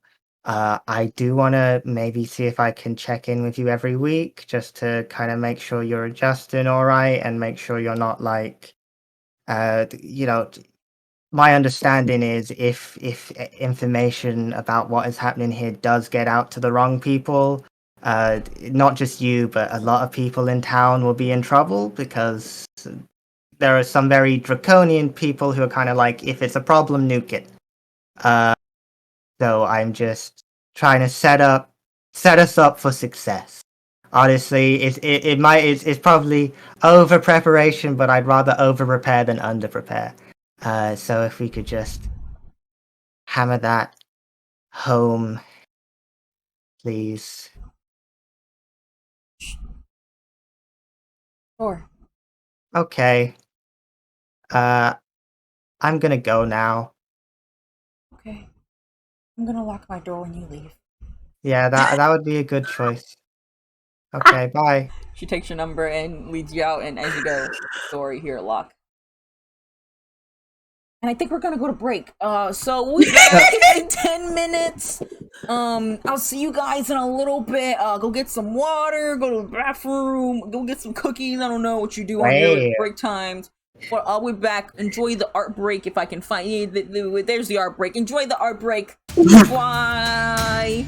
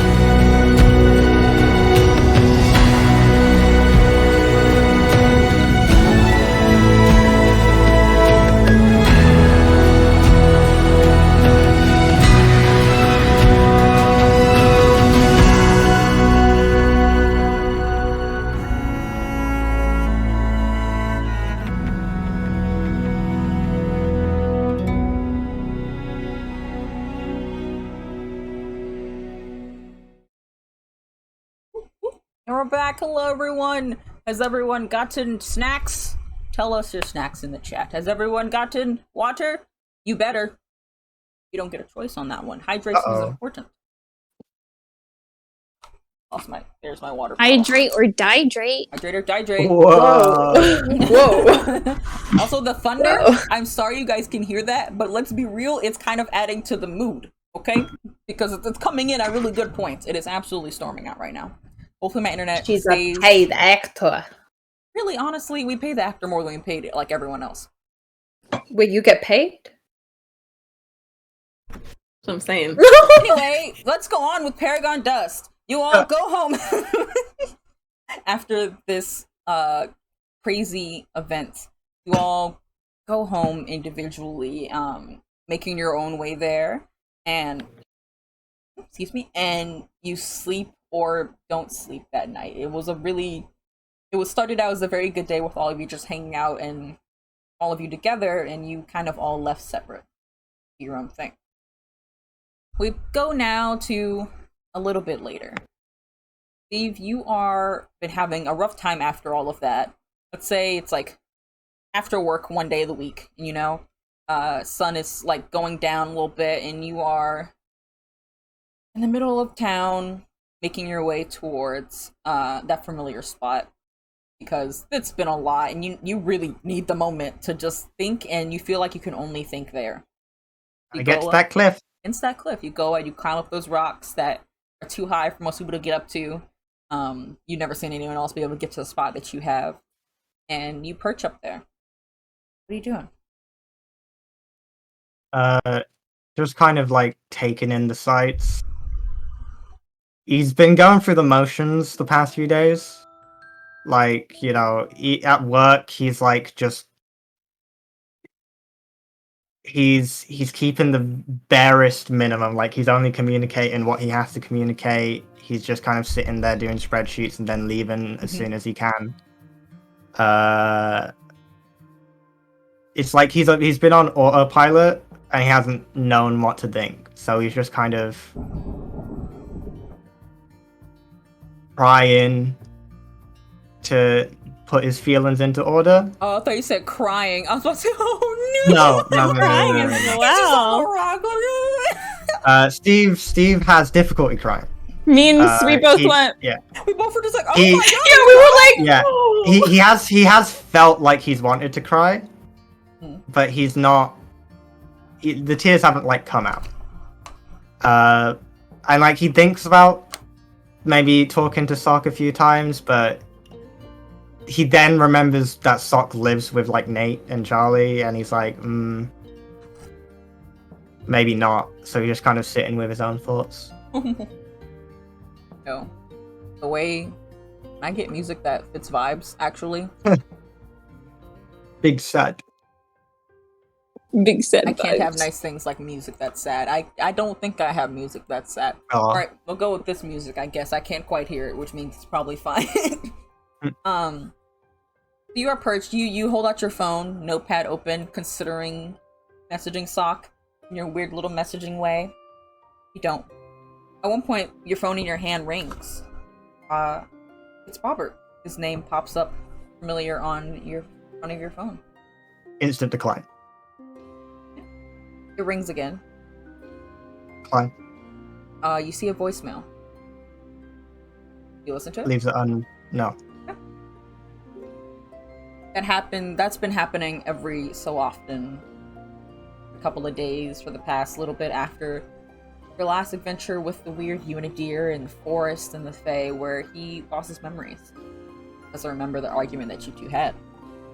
Every time you've declined, every time he sent the voicemail, you deleted every message and muted his calls till then. Phone rings again, and for a moment you're about to hit instant decline. But this is from an unfamiliar number. Area code is the same. And it's not spam, because you know how to get rid of them things. Alright? I'm gonna say that Steve knows how to not have spam calls on his phone. He's innovative. He has the highest of the high caller ID set up. Yeah. If it was a scam, it would say scam likely. It says, So "Don't fucking pick up the phone, Steven." He picks it up. You hear this like soft-spoken woman, and she's like, "Hello, is this Steve Lanky?" Yeah, that I am he. Right. Well, my name is Miranda. I am one of the local nurses here at the hospital we have here in Driscoll. We actually But we have a bit of a request that came in from the Big Money's No Worries Accounting. We believe your place of work. yeah, They're asking that for some past records, such as a birth certificate and things like that. Truthfully, we like to go through with the individual rather than the business for these sort of things. So we'd be loved if you could come down and speak to us for a bit about the documentation before we just send it over. Do you need those, or can I just come? What do you mean? Like, do you need me to bring the documents? No. They want copies that we Okay. have. So we want you to come Okay. down and verify and like have a person in here before we probably give them to you, or we can fax them to them. We just need you to come down and be in person for this sort of. Okay, I can come down right now then if you need that. Oh, that'll be great. You can come up to the help desk, and she like directs you where it is in the little hospital we have here in Driscoll. I'll be right there. Gets down and You climb Okay, down your so- rock, and you take off on your skateboard towards the hospital. You get there. It's a little one floor. It's less like a big hospital, more like a big doctor's office. But you've only got like 100 people here, so it's not that many people need to be seen. Only got so many doctors. And there is a little help desk when you enter the doors, are actually sliding doors, which is wild. We don't have those anywhere else. And you see a woman sitting behind the counter, there, like in that weird little, this shape with the oofs. And she's like writing down things. Otherwise, you walk in. Hi, I'm Steve Lanky. I was told I had to come talk about some like birth certificate stuff. Oh yes. So, I'm going to talk to you on the phone. Hi, nice to meet you. Yes. So basically, your job requested these documentations, but we don't like to just give it to the job without someone being here in person. So we wanted to see your social and your ID before we did anything. And we can either give you the forms and you could give them to your job specifically, or we could fax them over if you don't want to deliver them by hand. Could you fax them over? Like, I'll have a quick look over, but I don't really want to. Okay, Yeah. sure. We'll just have you verify a few things you can look over.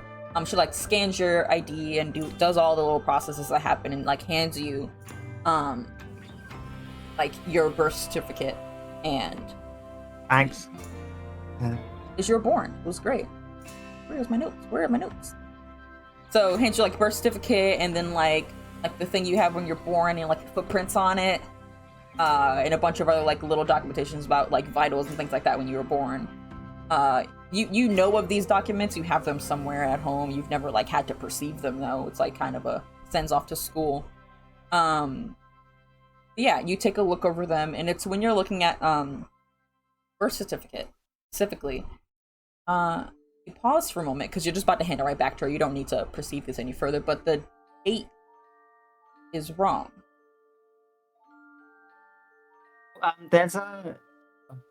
I mean, everything else is fine, but this isn't when I was born. It's a little Oh, is that? And she like grabs her and she's like, okay, let me look, and she like tries to go find like a digital file version. And it's like, okay. How was it wrong exactly? So what is Steve's actual birthday? What's the current year? We'll say it's 2020. It's not whatever. Just tell me So the it was date. like It's the date. We'll say the year is correct. The date is incorrect. We'll say the 29th of February. I believe you told me at one point, but it's like deep in my notes. I came up with a date at one point. It's okay. It's in and the I've notes. forgotten it. Yeah, but he's like 24. Yeah. So like, and we'll say the 29th of February, so like 1996 or something. Yeah. So it's a couple months off. It says June like 3rd. And she is confused and she starts looking through the records and she pulls up a digital copy. And the date on there is also different. She looks and she's like, oh well, I think there's a bit of a mix-up. This one says... Yeah. This one says June. You said that's not right. And then the one we actually have in the system is March. Do you have the original copy? We typically send that home with the parents. These are all copies of that one, but do you have the original copy, perhaps? I know where it is. Do you really need it? Well, we should really verify this, and your job does want a copy. Now, we don't want to send off incorrect information. There's no like other thing I couldn't give you a driver's license or something like. We really should have an accurate variation of your certificate. Is there anything else that's off about any of these papers? And you look back down, and on the one where like a baby's footprint goes, you've seen that one because your parents showed that to you at one point or another. Does not look like your footprint. And you are right now you're like, okay, you only think about it if you had not been already having the date be wrong, you wouldn't have thought about it, but now you're like, I don't think that's my foot. That doesn't look like my footprint. That doesn't look right. I think, are you sure this is mine? Like, I feel like I've seen the original and that doesn't like it should be. Let me, and she like goes, she gets another nurse and like another one, and they're all like looking through old filing cabinets and their older records and opening manila envelopes and folders. And it's a good 10 minutes where they cannot find any other variation of thing that isn't just wrong. Okay. I'll find the original. When do you need that by? There's no rush. Just let us know if you can find it. And if not, we have to on there like thinking about like how they're gonna remedy this situation. I'll go look for it this week and get it for you next week. That's all right. Okay. So you leave there. They give you the copy that they have, the physical copy they have, so that you can have something to compare it to. And you have the incorrect birth date, incorrect footprint in your hands as you go to start, I guess, walking home to figure out what's going on there. Yeah. From there, we're gonna go over Nate. You are, it's been a few days after your adventure, and it's this one night, you're sleeping peacefully, getting them good snores in, inhaling, exhaling, all the great... Oh my god! I've had a lot of practice. Oh my god! He whipped that out! Stop! Wow! Wait! I'm sorry. When? The way Fergus nodded, because he's just like, Fergus approved. I've heard her snore. I heard her snore. I know that snore in real time. Wow, we're really getting the full effect here. But you are sleeping peacefully.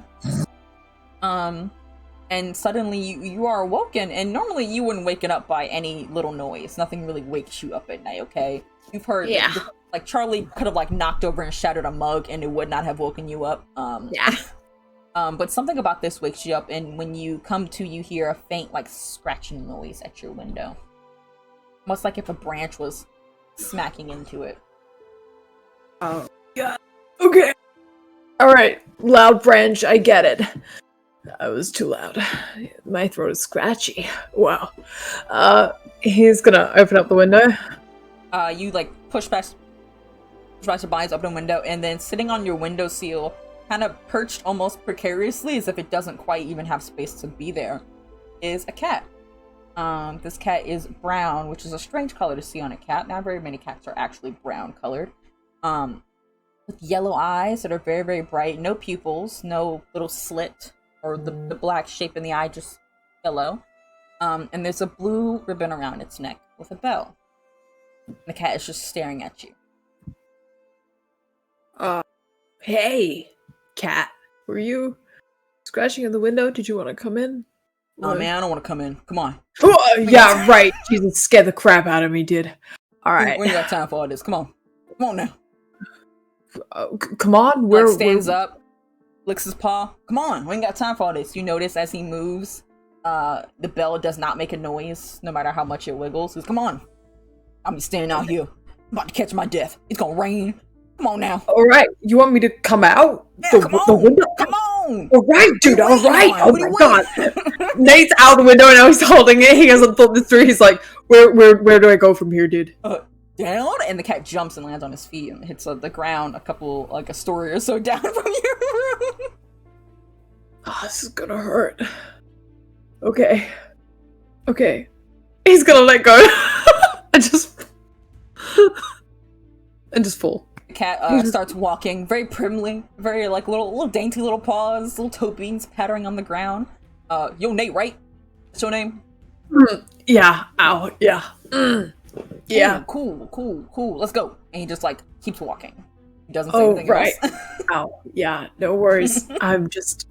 Ow. I think I hit my back. Just land on your feet. What you see, if I do that, the impact of that shot could shatter my legs. I don't have. She get 4 feet. Yeah, she get 4 feet. Yeah. 4 feet. You know what? I did. I gave him up, man. That was my bad. Right. Okay. It's your bad. All right, dude. All right. Oh my God, it's coming. Starts leading you, and you keep walking and walking until you are outside of the forest. And the cat leads you into the forest. The cat doesn't take a path when he walks you, so you are walking through a shrubbery in the bush, and you have to push past trees and actually like dig your way, get wherever this cat's going. You lose him a couple times, and then you hear him go, "Hey, come on now!" And he like screams at you. I didn't eat carrots as a kid. I'm sorry. The thing of his eyes. And he carrots for his eyes. And this cat leads you to not a clearing, but the vegetation seems different in this kind of circulated area. And the cat kind of sits on the edge and is like, "Go on. See that? Go look at it. Yeah, look at it." What am I looking at? You roll investigate a mystery for me. Oh yeah, sure. Where's my dice? Time to roll, Ree! You haven't rolled all game yet. I wish I hadn't rolled. Oh, Ree, it's time to roll. I wish I hadn't rolled. I wish I hadn't rolled. It's a 6. Oh, that's a fail. Yeah. Go ahead and roll. Go ahead and mark experience. I mean, yay! I'm on like 4 experience you're gonna now, level guys. up soon. You're gonna level up so soon, and it's gonna be. I great. would rather just pass my rolls. No, but I'd rather. you could level up, right? And then maybe the roll will be better when you level up. You know, because anyway, the cat. I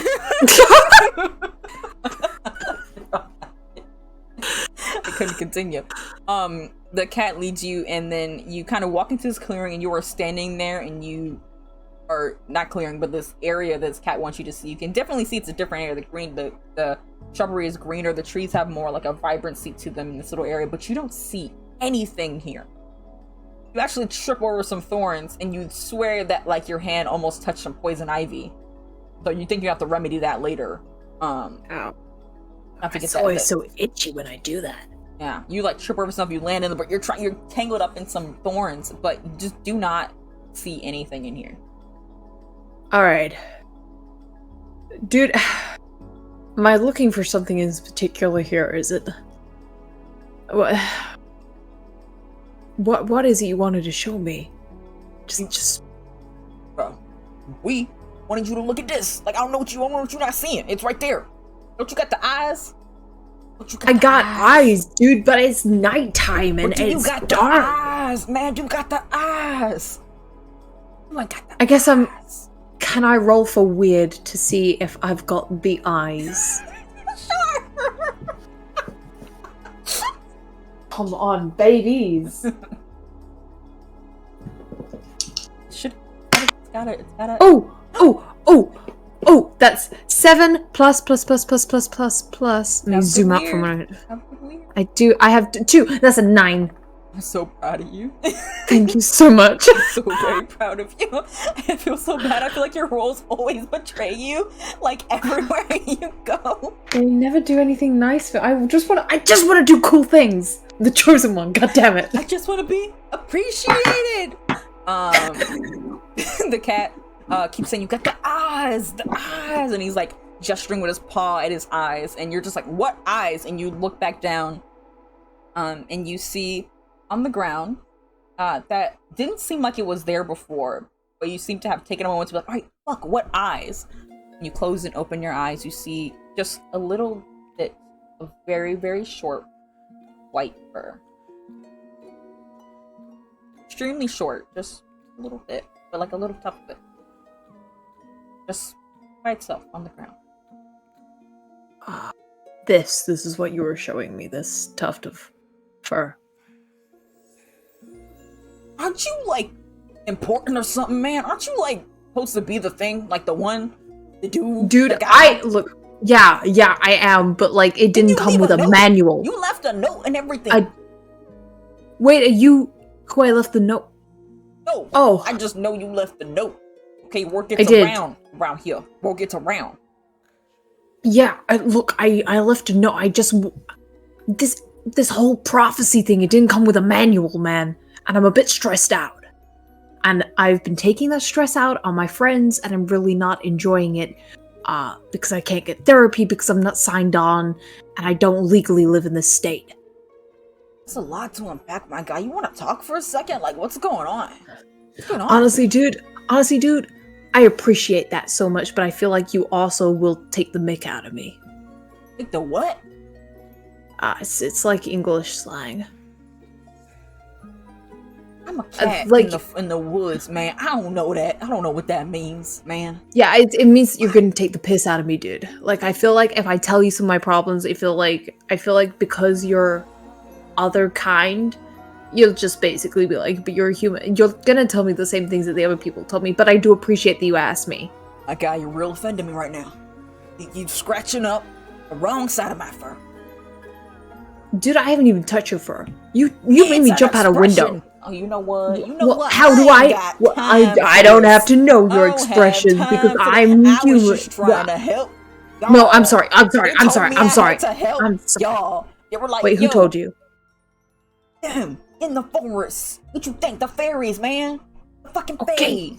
I mean, I need to help y'all out. Give y'all a point in the right direction. So I do. I get on my butt and walk all the way in your stinky town. You know y'all stink. You smell awful. Walk out you here. See, this is what I thought. This is what I thought you were gonna say. You're gonna say mean things about because I'm human. Butt, man.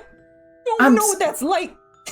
I'm sorry. Okay, look, he's gonna crouch down. He's gonna extend a hand out for like a handshake. He's like, Bruce, I'm sorry. I'm just a bit stressed. Hey, sorry too, Mom. I'm going through a lot right now. And he pulls out his paw. Yeah. And you shake the paw of his cat. What's your name, dude? Like, I'm Nate. You know that. I mean, my name is like Faye, so like you can't Faye. say it. No, my name is a Faye name, and like you don't have the vowels to pronounce. Oh, right. How would I translate it? What's the meaning of it? And then I can... He starts to, like, he says like a bunch of words that just don't mean anything to you. They're very long. There's probably some like accents over things, but then also maybe not accents because accents are a thing. He just starts listing a bunch of really weird things, and you hear like maybe shroom once in there, maybe pedal like once in there, and then you don't know. You don't know what's going on. That sounds French, but I think like pedal shroom, so I'll call you Shroom if you want. I'm down for Shroom. That's Shroom. fine. Cool. It's cool. Well, it's nice to meet you, Shroom. Alright. What's up? Sup. Yeah, I'm Nate. Ha, sup. Anyway, so you only got like did you see anything? Did you see the thing that I'm trying to make you see, my guy? Yeah, it's a bit of fur. White fur. You know what that fur goes to? No, I don't. Do I? Should I? I should. I feel like from what you're telling me, I should. I mean, I don't really see. I'm gonna talk to you. I'm be straight with you, man. I don't know what you know, and you don't know what I know. So I thought I was supposed to bring you here, and you would see, because they said you were like gonna have the eyes. I don't know if you have all the eyes, but you have some of the eyes, so you're not seeing the whole scene. Just know there's a lot right here. There's a lot right here going on that you can't see. So I'm gonna just describe it to you, alright? I'm gonna describe it to you with my cat eyes. So that fur you got there, the white fur, there's a bunch of it all scattered around. There's also some weird liquid on the ground. It's not really weird liquid, it's blood. It's blood all over the ground. It's just liquid to you because it does not look like blood. Y'all all breed, y'all are all the same. Y'all all bleed red. We don't all bleed red. Most of us don't even bleed. Ain't that wild? But that's on the ground. There's some weird prints or something or another. But yeah. Oh, they're giving me clues for that beast. I asked about the beast. Yeah, causing problems. He's causing problems. We don't like it here. So we thought y'all were like a thing. You know, y'all rolled up before, so Yeah. you left a note, so they thought you were cool. I did. Yeah, So, no, I did. I'm sorry. We're so new at this, and I'm new at leaving. It's all good, man. People gotta train. Yeah. You gotta learn at some point. Right. Yeah. Sure. As he's been describing this, can I now see it because I'm seeing what I'm looking for? Mhm. Okay. As he says it, you can see like the bits of fur, very short, fine fur. The liquid on the ground is like this clear, almost nothing. There's almost nothing to see there. Little specks of what shines a little bit like maybe glitter. And it's a very faint pink, kind of scattered around. You see indents in the ground, like the grass looks so nice a minute ago, and now it looks like it's been trampled, like something happened here. Right. He's okay, like, so see it now. Yeah, I do. Thank you. Sure. Like that was really useful. Okay. All right. I guess I know what its fur is like. I know what its blood looks like. Is this the beast's blood, or is it something else? He's like, oh man, it's not the beast. Okay, the beast has killed something else. Okay, I got it. This is. You don't know what that is? Yes, y'all. I get without the eyes, you wouldn't be able to see it. It's a unicorn, man. Oh. Unicorn fur. It's unicorn blood. And unicorns are super rare and such. so I've rare. read it. I read it in the book. Got books on wait. this? Yeah, Give me that book. I mean, you might be. I'm gonna look for you now, dude. Nice. Yeah, I'll double check because if they've done like a bad drawing, then I'll just get my friend to do a better one of you. Yeah. Get my good side. He poses for Yeah, absolutely. Your right hand side, because the way that your like little cat fur jaw is like aligned, like that right side hits. Working it on hits. I've been working out. Yeah. No, it's good. Okay. Unicorn. Shoot. All right. So this blood, he's gonna dip his hand slightly in it. He's like, "This is oh god, this is It's very like weirdly thick, strange. this is goopy. I don't like it. It's like slime from Walmart. Yeah. It's got a very weird consistency. Kind of fun. No, it's blood. Let's not do that. So I won't tell anybody you were having fun in the blood. You know, we just won't speak of this. Or we ain't gotta tell anybody about that. Yeah, thanks. Okay, right. Alright, it's killed a unicorn. Don't unicorns travel in like herds? They got like whole squads. Yeah, like a whole squad. Yeah. Alright, so if it's killed one unicorn, it's going after the others? Oh yeah. That's a main issue here, yeah. Oh shit, right. So it's trying to kill all the unicorns, so we need to wow, like You kinda need you them. told me You like, kinda need them. yeah, We don't got we them. need them A lot of things go wrong, so because they maintain a lot of balance, right? The Oh, yeah, wishes and the thing. Right, got it. Okay, I need to go home, and I need to tell the others. I need to get the others to speak to me again first.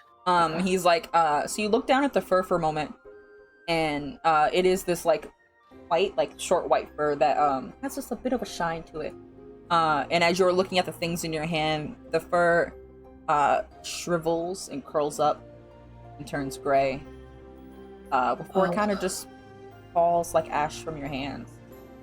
And the cat for a moment is like sees that because he's kind of like standing up on his back legs, and it's just like, oh no.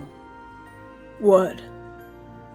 And the cat like takes a moment, walks in this like little circle, draws like this symbol that looks like akin to a heart but with added layers, and kind of bows his head for a moment before lifting up. He says, oh,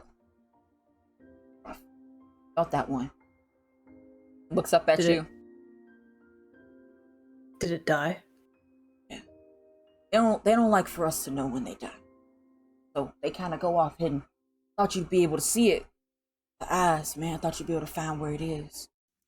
But I don't think either of us got enough eyes for that right now. Shit. I'll work on it. Trusting you. You left us a note. Right?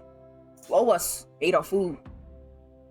I ate a lot of it. Yeah, you owe us. I'm fixing this. Okay. Alright. No, I will. I promise. I promise I will. Come on, let me get you out of here. And he like leads you back to your house. And you go back inside with this newfound knowledge, and still having a bit of glitter on them from when you played in the unicorn blood. Alright, and then we're gonna pan away. Let me proceed for a moment. So we're gonna go on over to Charlie. Not you having to lift. You were snuggling with your bone daddy, and he was the way you reached out from under him. Oh, we're cuddle. I got a little too cozy. My bad. It's okay. It's all right. Just gonna give you a bit of lore. So, you're actually on your way. You're actually mobile. You're moving. You're going through. It's a middle of the day, and like lunchtime, and you're off work. You're actually heading over to Patty, because Patty is working on a few things that she kind of wanted you to come by for. She wanted you to bring by some pictures, basically to combine all of the evidence that you would have collected about all the cryptids and things. She wanted you to bring those on over, so that's what you're heading to. But she also asked, because it's about lunchtime, if you could pick up an order for her at the local Pizza Hut. So you're got the photos. What the fuck did you just say? The local Pizza Hut. It's not your turn, Fergus. We're gonna talk about this later. No. Does Fergus not enjoy the Pizza Hut? Fergus doesn't like my decisions. It's okay. Off brands only. I like the mood of, it's not your turn yet, it's my turn. Let me have my Pizza Hut. So you got your stuff in your bag, you got your hands free, and you're making your way on over to the local Pizza Hut. Yeah, no, Charlie, she's got her little satchel of stuff. She's excited. She loves Pizza Hut. You normally get it delivered, so you haven't gone in a while. Yeah. You like know the delivery person by name. She's real cool lad, real cool gal. But you are going in. The bell chimes. You hear the "Welcome to Pizza Hut," like that all of the workers say collectively as one, and it's a little bit terrifying. There's a few people sitting down and eating their pizza. A few kids who've got like cheese all over their hands. It's a very old Pizza Hut. It's got like the kind of a almost dinery feel to it. Oh, Stevie's frozen. I see you being frozen at the Pizza Hut and at the Taco Bell, at the combination Pizza Hut and Taco Bell. Yeah? You back? My bad. Yeah. Did you hear everything? Yeah, I heard everything. Did you hear me sing her at the Pizza Hut? At the Taco Bell? Yeah. At the combination Pizza Hut and Taco Bell? Yeah. The bell chimes and all the workers say that. You see like the familiar girl who normally brings you your food. She's behind the counter hanging out. She's like, "Oh hey, what's up, you here to order something? What you want? Yeah, I'm here to pick up a pizza. Okay, who's the name? I believe it's under Patty. All right. Patty Williamson. All right. I think we're getting that out for you right now. They're working on the garlic knots. We had to get those nice and toasty for you. You know, we'd like to give Patty the fresh stuff, you know. We're gonna give her anything. Absolutely. Only the best of those boys. They're crazy. We love them. They love those garlic knots. And you are perched for a moment. She's like, go sit over. We're going to sit over at the end of the booth and bring it to you. So you go and sit close to the register. And she's helping other people. And then after a moment, you hear a voice say, "Oh, here is your pizzas, ma'am, and here is your garlic knots, and here is a Pepsi," and it like keeps listing everything. And that voice is so intensely familiar, you get whiplash whipping your head around as you see your father, Harold Hawthorne, in a Pizza Hut uniform with the red Pizza Hut logo slapped on the chest. What did it? Couldn't read fast enough. I love you, Fergus, so much. That was great. But the Pizza Hut logo slapped here, the yellow on the sleeves. got like a visor that's got a little pizza that's like stuck on like a little slinky thing that slips back and forth every time he moves his head. Little bit of a beer belly. Looks a lot like Charlie, just like an older man who maybe let himself go just a little bit. Little bit of non-good shaven stubble. Maybe a bit of a comb over, but like it's hidden by the hat, so nobody has to know. Nobody has to know about the comb over. And he hasn't even looked at you yet. He's still like Carla, what are you doing? You work here? Maybe just a bit. What do you do? This for you? This is for Patty. This is. Yeah, I'm going over to her house. Yeah, that's. Yeah. And like Charlie's realizing she hasn't talked to her father in a couple of years ever since she ran away from home and started living in the cabin in the woods, and it was not a good conversation that they left off on, and so she's just like, there's like a pause for a hot moment where you're both just like, he's just like, how have you been? At the same time you said that, he's just, how are you? Oh, you go. I'm good. I'm, working at the diner, Aurora Diner. I'm living in that old farmhouse down the road with my friend Nate. That's good. That's a nice big house. Yeah, it's really, really nice. I'm actually really happy. That's good. Yeah, I'm great. Yeah, I love pizza, so after the election, this felt like a job for me, working here. Yep, I'm doing good.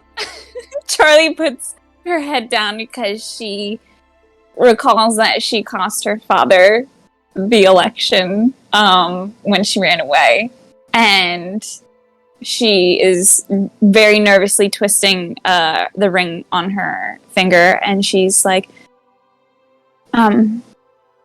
this is I'm be honest, it's a lot different than being a mayor. Yeah. But yeah, something. I'm good at it. I think. Not really. Yeah. What does Mom think? Oh, you know how she is. She hates it. She hates it. She loathes every day that I come home with extra Parmesan bread. She yells about it every night, every day.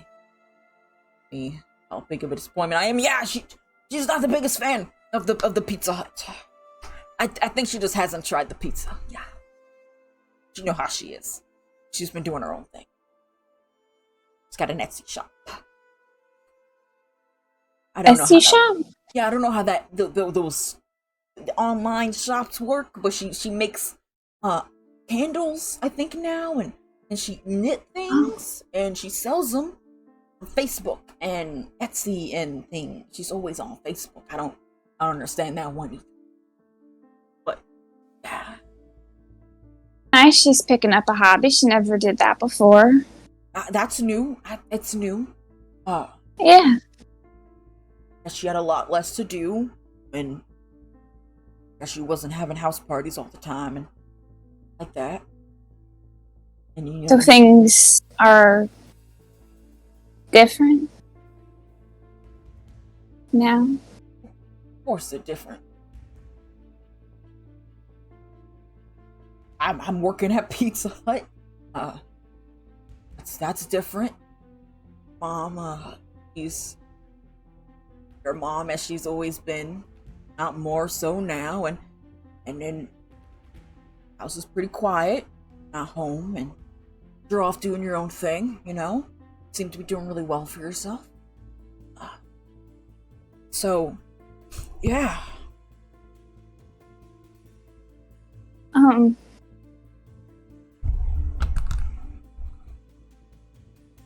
I never told you a lot about what was going on with me before I left and how I felt. And I still really don't know how to explain myself sometimes, but I just want to let you know that I thought I was making the best decision for myself. And I know that a lot of the things I've chosen to do aren't the right thing, but at least they were mine, and they were my decisions, and they were my own. And if I fail at them and if they're wrong, then they're wrong. But I'm sorry that you're working at Pizza Hut and things are different, but I'm not sorry for leaving. I miss you guys, but I couldn't stay. And I think you know why. He inhales and like sets the pizza down on the table and then sits down. He's like, oh yeah, I said a lot that day.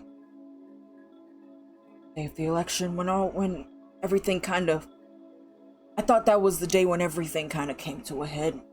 I'm gonna be honest with you, Charlie. I'm be honest with you, Charlie. That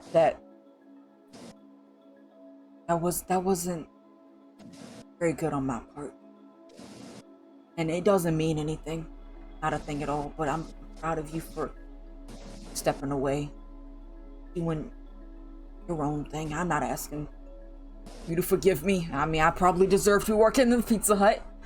It's pretty great. Linda, she's pretty cool. Smell like garlic knots all the time, but it's fine. And you know, that's on me. You said you're proud of me?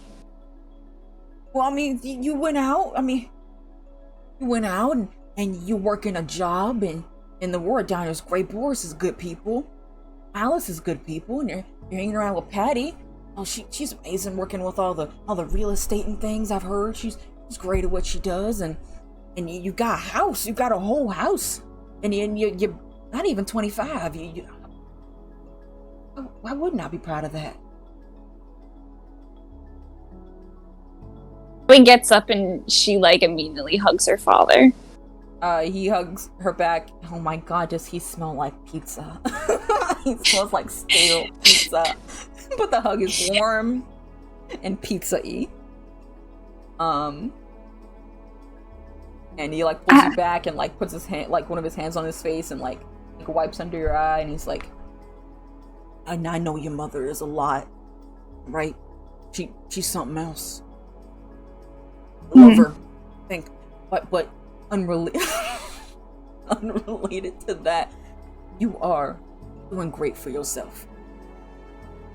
All right, Dad, and you know, I'm really proud of you too. You don't gotta lie. You don't gotta be proud of your daddy works at Pizza Hut. You don't gotta be proud of me. I work at Pizza Hut. You're working hard, and you're doing something, and you're doing your best, and that's good enough for me. No one out pizzas the Hut.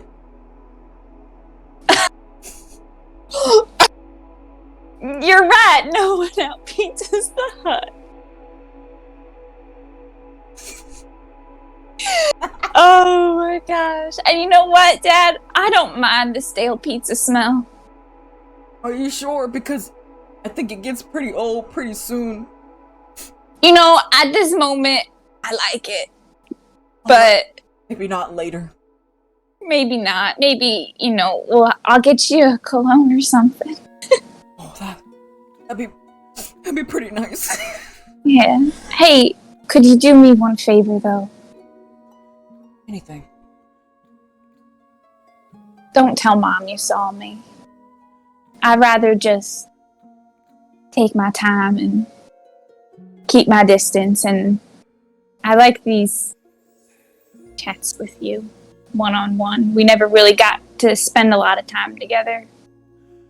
Yeah, we really didn't. Well, if you ever want some pizza, well, I've got a really good employee discount that I think we can extend to family. And he like puts like his hand on your chin. Come by and have a slice. What'd you say? That was the cutest fucking thing!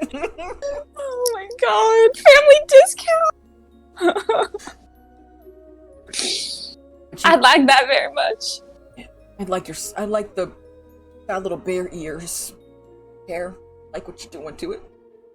Thanks. Yeah, they're called space buns, I think. But bear ears are cute too. Yeah, it's real cute. All right, you take this pizza on there, because Okay. I will get my manager will come for me if these arrive cold. And I do believe Patty will call if these arrive cold. Yes, she will. So yes, you take she them will. on. And you come by anytime. All right. Bye, Dad. Hi, Charlie. You grab the pizza boxes. You mosey on along, taking them on over to Patty's. Charlie takes them over to Patty's. Speaking of which, let's pan back to Patty's and reverse time a bit. Patty, you are at your house, currently trying to make sense of what the fuck is happening. All this, it's everything. All right, you've been having questions since the first monster, and no answers. So you are laid out with all of the things that you currently have. You've got books, you've got paper, you've got photographs. So you're waiting on Charlie to bring more. You've got lines connecting things. You've got notes written on sticky notes in various colors, shapes, and sizes. You've got gummy fruit snacks to keep you going. The princess kind. You are truly trying to get a bit of every information. Yeah, she's thrown a bunch of things at the kids too. Like the kids are in the living room. A bunch of things to try to keep them preoccupied. I feel like at one point she just let Fiona give her a little makeover, so her hair probably had like random little pigtails in it. Yeah. And she's got a little disheveled like lipstick stuff, and like Fiona has moved on to doing it to Mac. Yeah, he's letting him. He doesn't mind. Yeah. And so she didn't sleep. She was in her bed. She probably tried to fall asleep for like 45 minutes or so, couldn't get into a deep slumber, so she's been up just kind of like doing her thing. Doing her thing. So you are currently looking over all of the information that you guys grabbed from the sewers when you investigated the lab of Dr. Hendricks, the doctor who apparently died. I'm gonna have you go ahead and roll investigate mystery for me.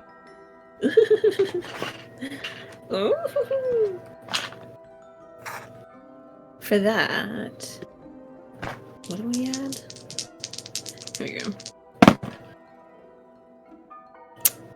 The way you pause for a second to stare at it. It doesn't even matter what I get. It doesn't even matter. What do I even add to that? Investigate a mystery. Sharp, I believe. Okay. So I got a 6. All right. Roll that. Mix success. Put that experience. Not mix it. Put that experience point down. I didn't think this would be the episode that you guys gain experience on. Here we are. I really didn't. We are. I really did not consider that. No idea what you're talking about. I've gained none. Oh, of course. Sorry. Oh, I leveled up. Wow. I did. That's funny. We'll figure that out after this. But you are combing over this information, trying to make sense of it. You're reading. But for the life of you, you cannot read this dang doctor's chicken scratch. What is he even writing? It all blends. It's all one line. It looks like he's just squiggling along the page. You cannot see anything on these pages. Oh my god. I think I've been awake too long. She's just like flipping your eyes over. Are like, and then like you got they're like, red. She's tried to stuck like one lash on you, so it's kind of falling a little bit. Like it was up here, like on your eyebrow, and it's kind of slowly descending onto your lid. Which is kind of great, but you know it's going down, so it's blocking your vision. A lot is happening. Yeah. So she's just gonna keep looking through the paper. I mean, she can't find anything there. So is Charlie? Yeah, I was gonna say if you want to say anything else or anything. So Charlie, you come in. You just let yourself. Okay. Charlie, you just let yourself in because you got the pizzas and stuff, or well, you ring the doorbell and like Zach, like looks through the window, sees you, and it's like, oh, pizza! Opens the door, and it's like feral. They just grab the boxes from your hands. Each of them know which one is theirs. Knock me down. Hold on. Everyone will get a slice. You immediately go and like get some little tiny pieces for Fiona cut up so she can eat like little bits. Because otherwise she will try to eat a slice and will just not be able to. And Patty, you hear Charlie coming in and the boys being excited about pizza. You see Charlie coming in looking a little like she's been emotional, maybe a little bit. Yeah. When Patty comes in, I guess when Charlie's slicing up the pizza, and she goes to the pantry and she pulls out like a little box. You know those boxes you have like multi-packs of like juice boxes that have like different flavors. Yeah. But there's like one left over, and she brings it over, and she's like, "Hey, this tray, the kids don't like that flavor. I know it's Nate's favorite. I didn't tell the kids not to drink that on purpose. It just happens to be left over. I don't know if you want to take it to Nate. You can take it to Nate if you want." Thanks, Patty. Mm-hmm. I always feel like I'm apologizing to him nowadays, and I have a feeling one day he's just not going to forgive me. Yeah,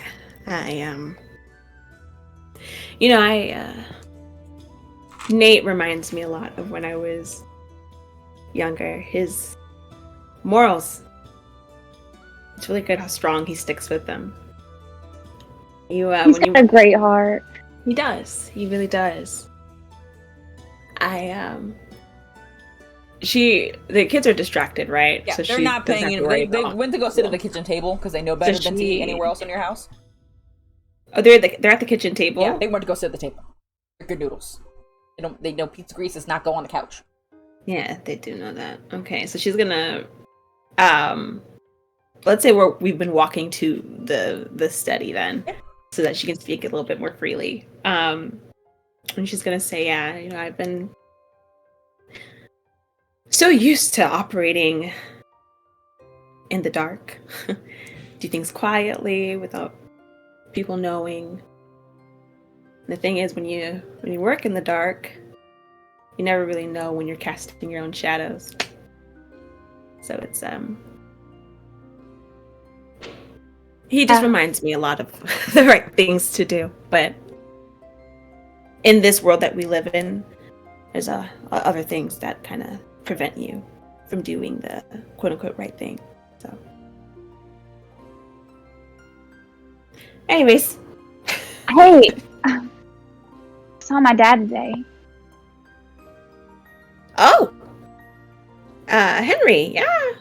Not Henry. Oh my god, Harold. Sorry, so many H names. Harold! It's okay. You really said H's How's he and doing? C's. I said Harold Hawthorne. Here you go. Yeah, he's working at Pizza Hut. Oh my gosh. Wow. Yeah. Wow. Good for him to be making money wherever you can. Yeah, I don't think he likes it very much. But that's the result of what I chose to do. And after seeing him, I realized that I need to be careful. I need to be a lot more careful about the decisions I make. Charlie, Patty, I didn't ask Jeremy if he wanted to forget. I just made him forget. I thought that it would be best. And I'm sorry.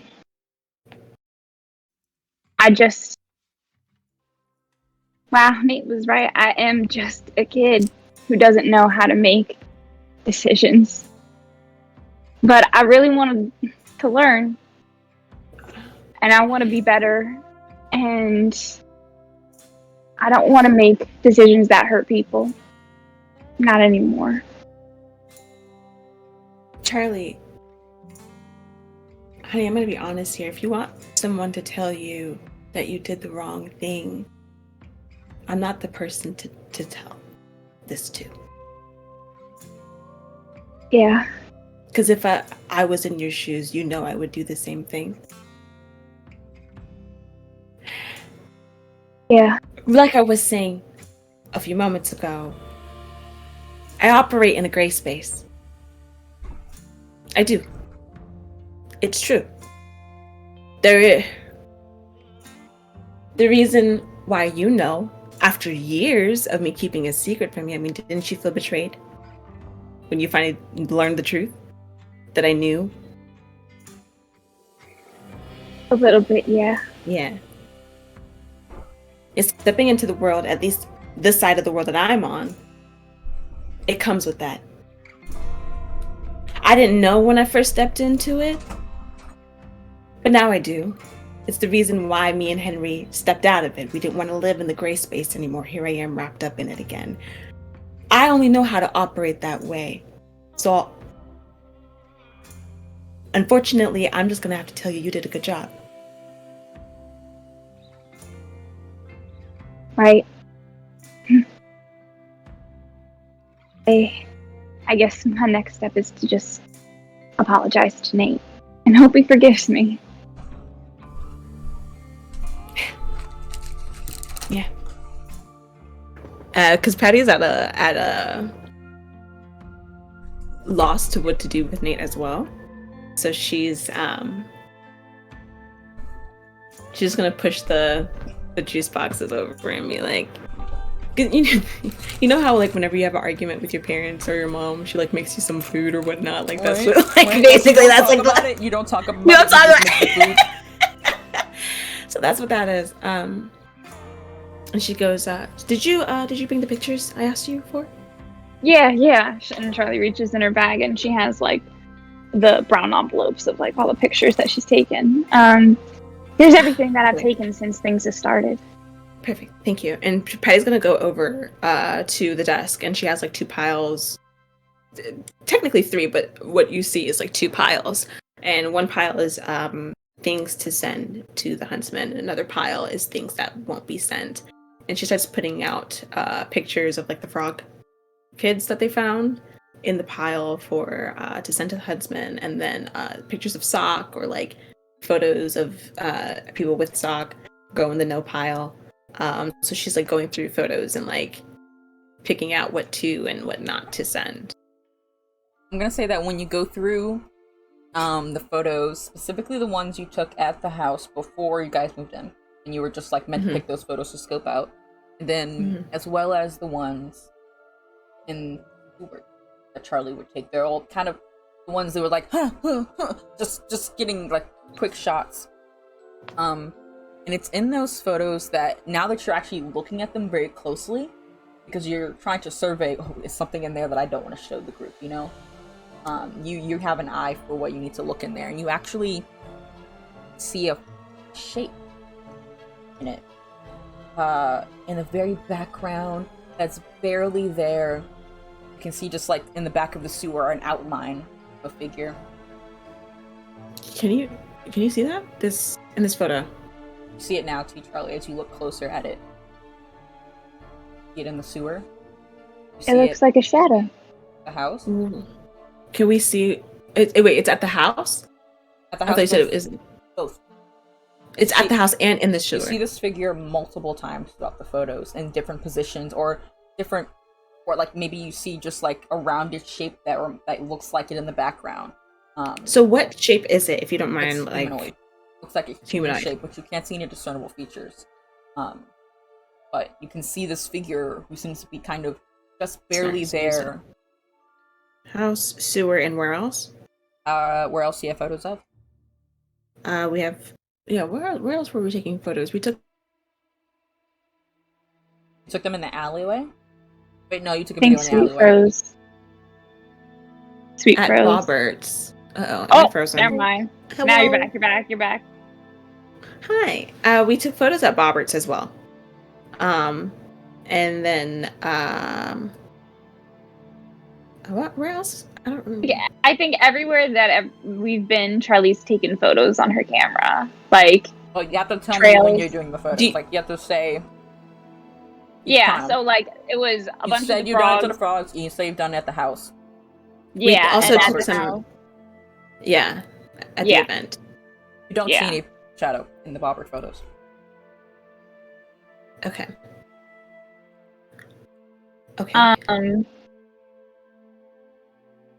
Does this is interesting. Did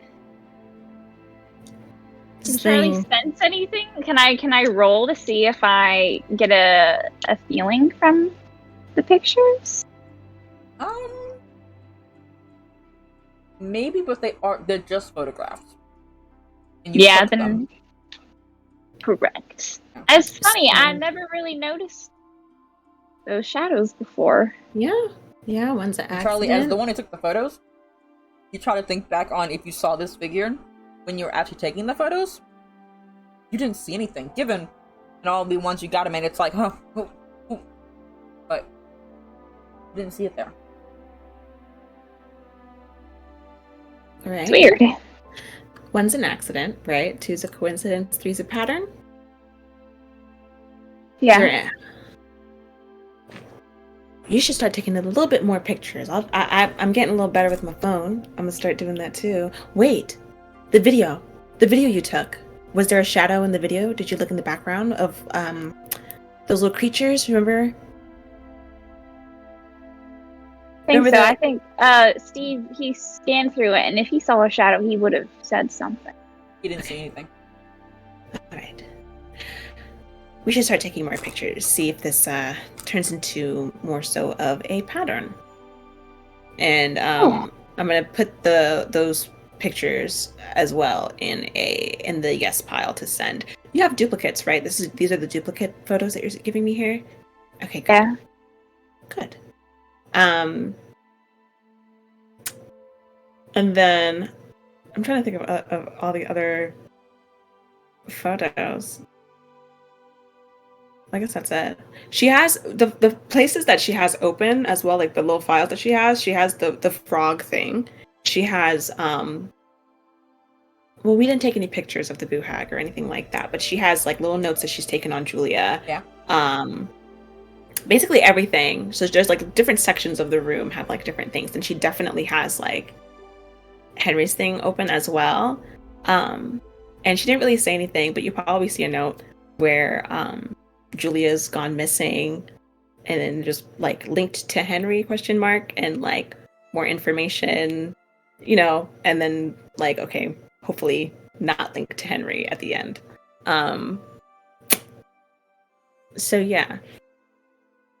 Kind of see all of this, Charlie, after you pass over the photos and after you guys have this conversation, you get a moment to actually survey the state of the room.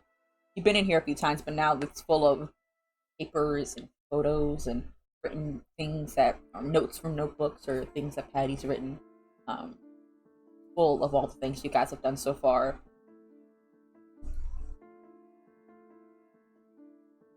You cut It's out. like my room a little bit. No, did you hear me? We only heard the last part. I said it kind of looks like my room a little bit in here. Oh, does it really? Yeah, I got a bunch of piles and papers and things that might connect with cryptids. Oh, you've taken notes yourself, right, about this? Yeah, this from before as well, from my cabin. Just things that I learned. Probably a lot of it's wrong, but I've been fixing it now with the things that I'm learning with you guys.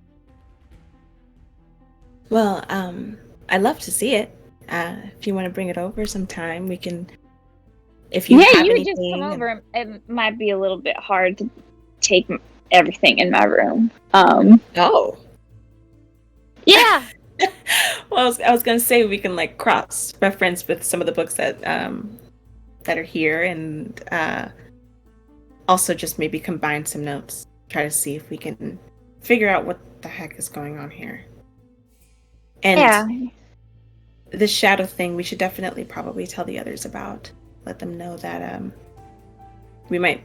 I don't want to say it, but maybe we're being followed, or maybe we're just keep bumping into where this thing is doing its business. Hopefully, it's the second option. Yeah. Let's hope it's just curious and not malicious. We don't need any of that anymore. And yeah, so Patty is she's continuing to pace and like read over different notes and whatnot. Oh wait, the notes from the doctor. She's gonna grab those notes from the frog thing because she wasn't able to like decipher it. Charlie, I have not been able. My brain is a little foggy. Haven't really been sleeping this past night, so if you could look over this, see if anything pops Sure. out to you. Okay. Roll investigate a mystery, Charlie. You perceive. 11. All right, full success. You take these notes, and for some reason, maybe it's because it's maybe close to your own handwriting. I don't know, but this is like clicking. You're like, yo, these letters. I know them. They And you're just make like- sense to me. You start being like, oh yeah, so that's a Q and that's an H, and Patty's just like, that's not at all. That's literally a squiggle. What are you talking about? And eventually you're reading whole sentences. Yeah, my dad wrote like this. Oh. It was hard to learn at first, but I called it chicken scratch, basically. Yeah. I hear a lot of doctors end up with that kind of. Yeah, Right. and people in politics as well. Ran. Uh, But as you what is read it over, saying? you start getting this information, and some of it seems to be like bits of what could be like a journal or diary. Hendrix, the doctor, Dr. Hendrix, was actually just visiting Driscoll. Didn't live here. He was a good doctor in his field, and he was very well known and liked rock climbing. And that's one of the things that Driscoll was known for. You don't get very many tourists anymore, but occasionally you do. You do. Guys have a pretty interesting mountain range that people like to come and climb.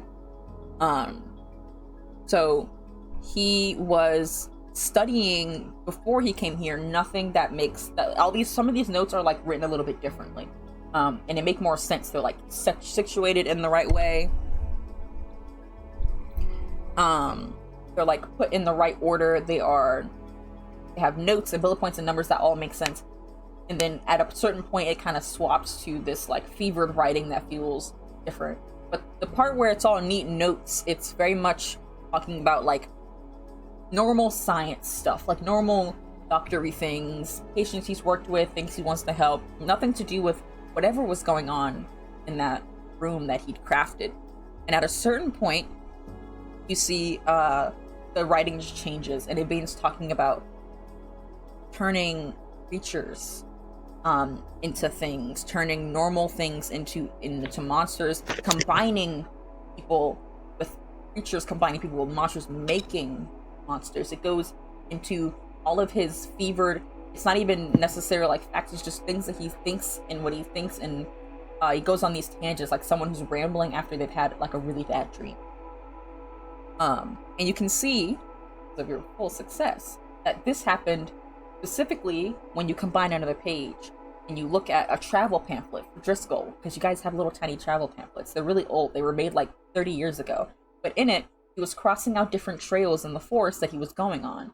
And you know this because one of the last one he was going to that was circled as like the last big day of his trip was the one that would lead him to a part of the mountain where the old mines were. And it was on that day that the writing entirely changed. It seemed like everything turned into craziness, and he started writing about frogs and molecular like adjustments and changing everything. But the key thing is that it switched after he went to the old mines. He writes in it about how the mines, there's something there, and how he heard a voice when he was out there, and ever since he felt like he was just losing his mind and everything was making sense, but it also wasn't. Whatever happened in that swap between him not being at the mines and visiting and returning is when everything just changed. That's when he went down the path to create things like frog stones that you know today.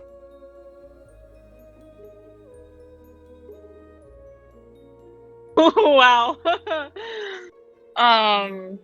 Does she tell Charlie. everything?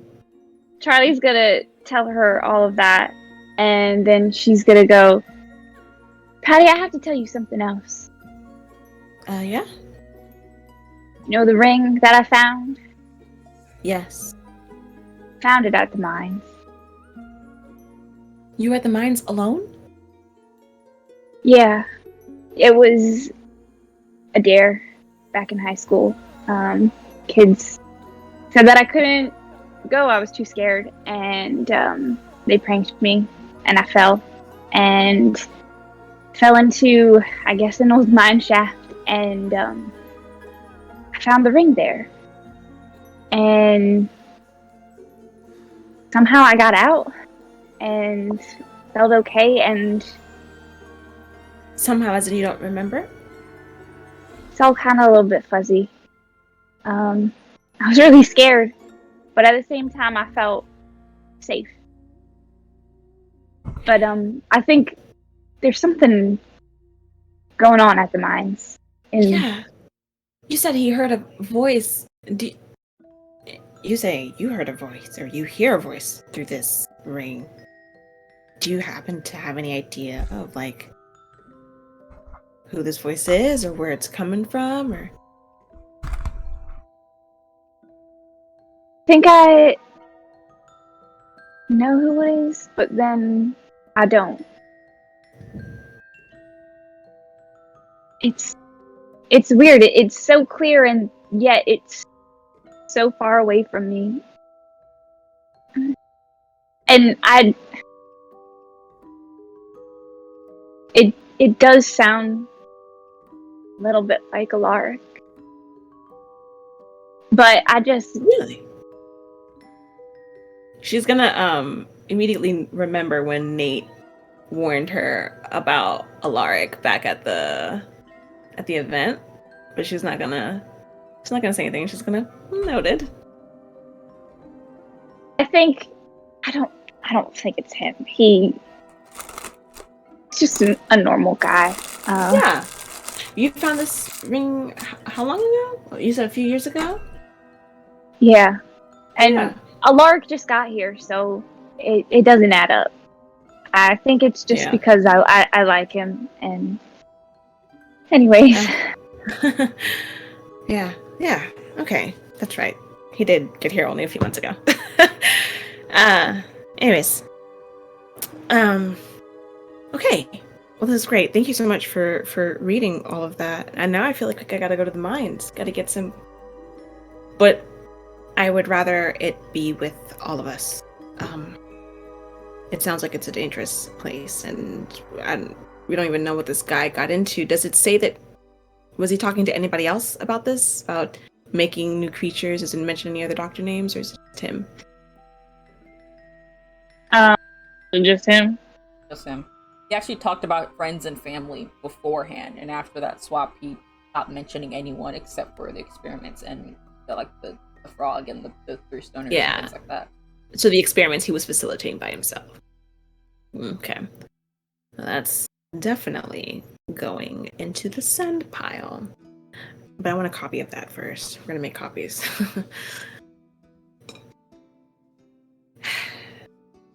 I hope I'm doing the right thing here. Think you are, Patty.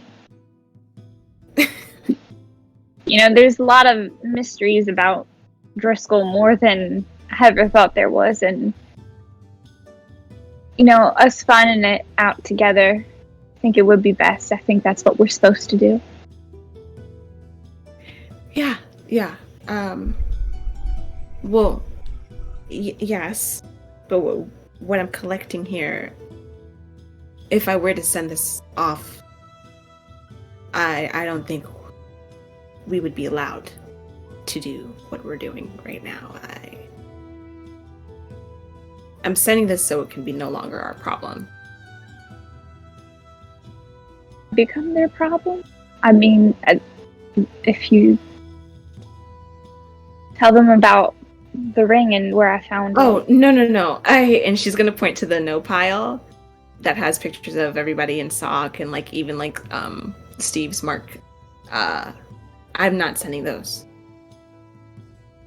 I wouldn't do that.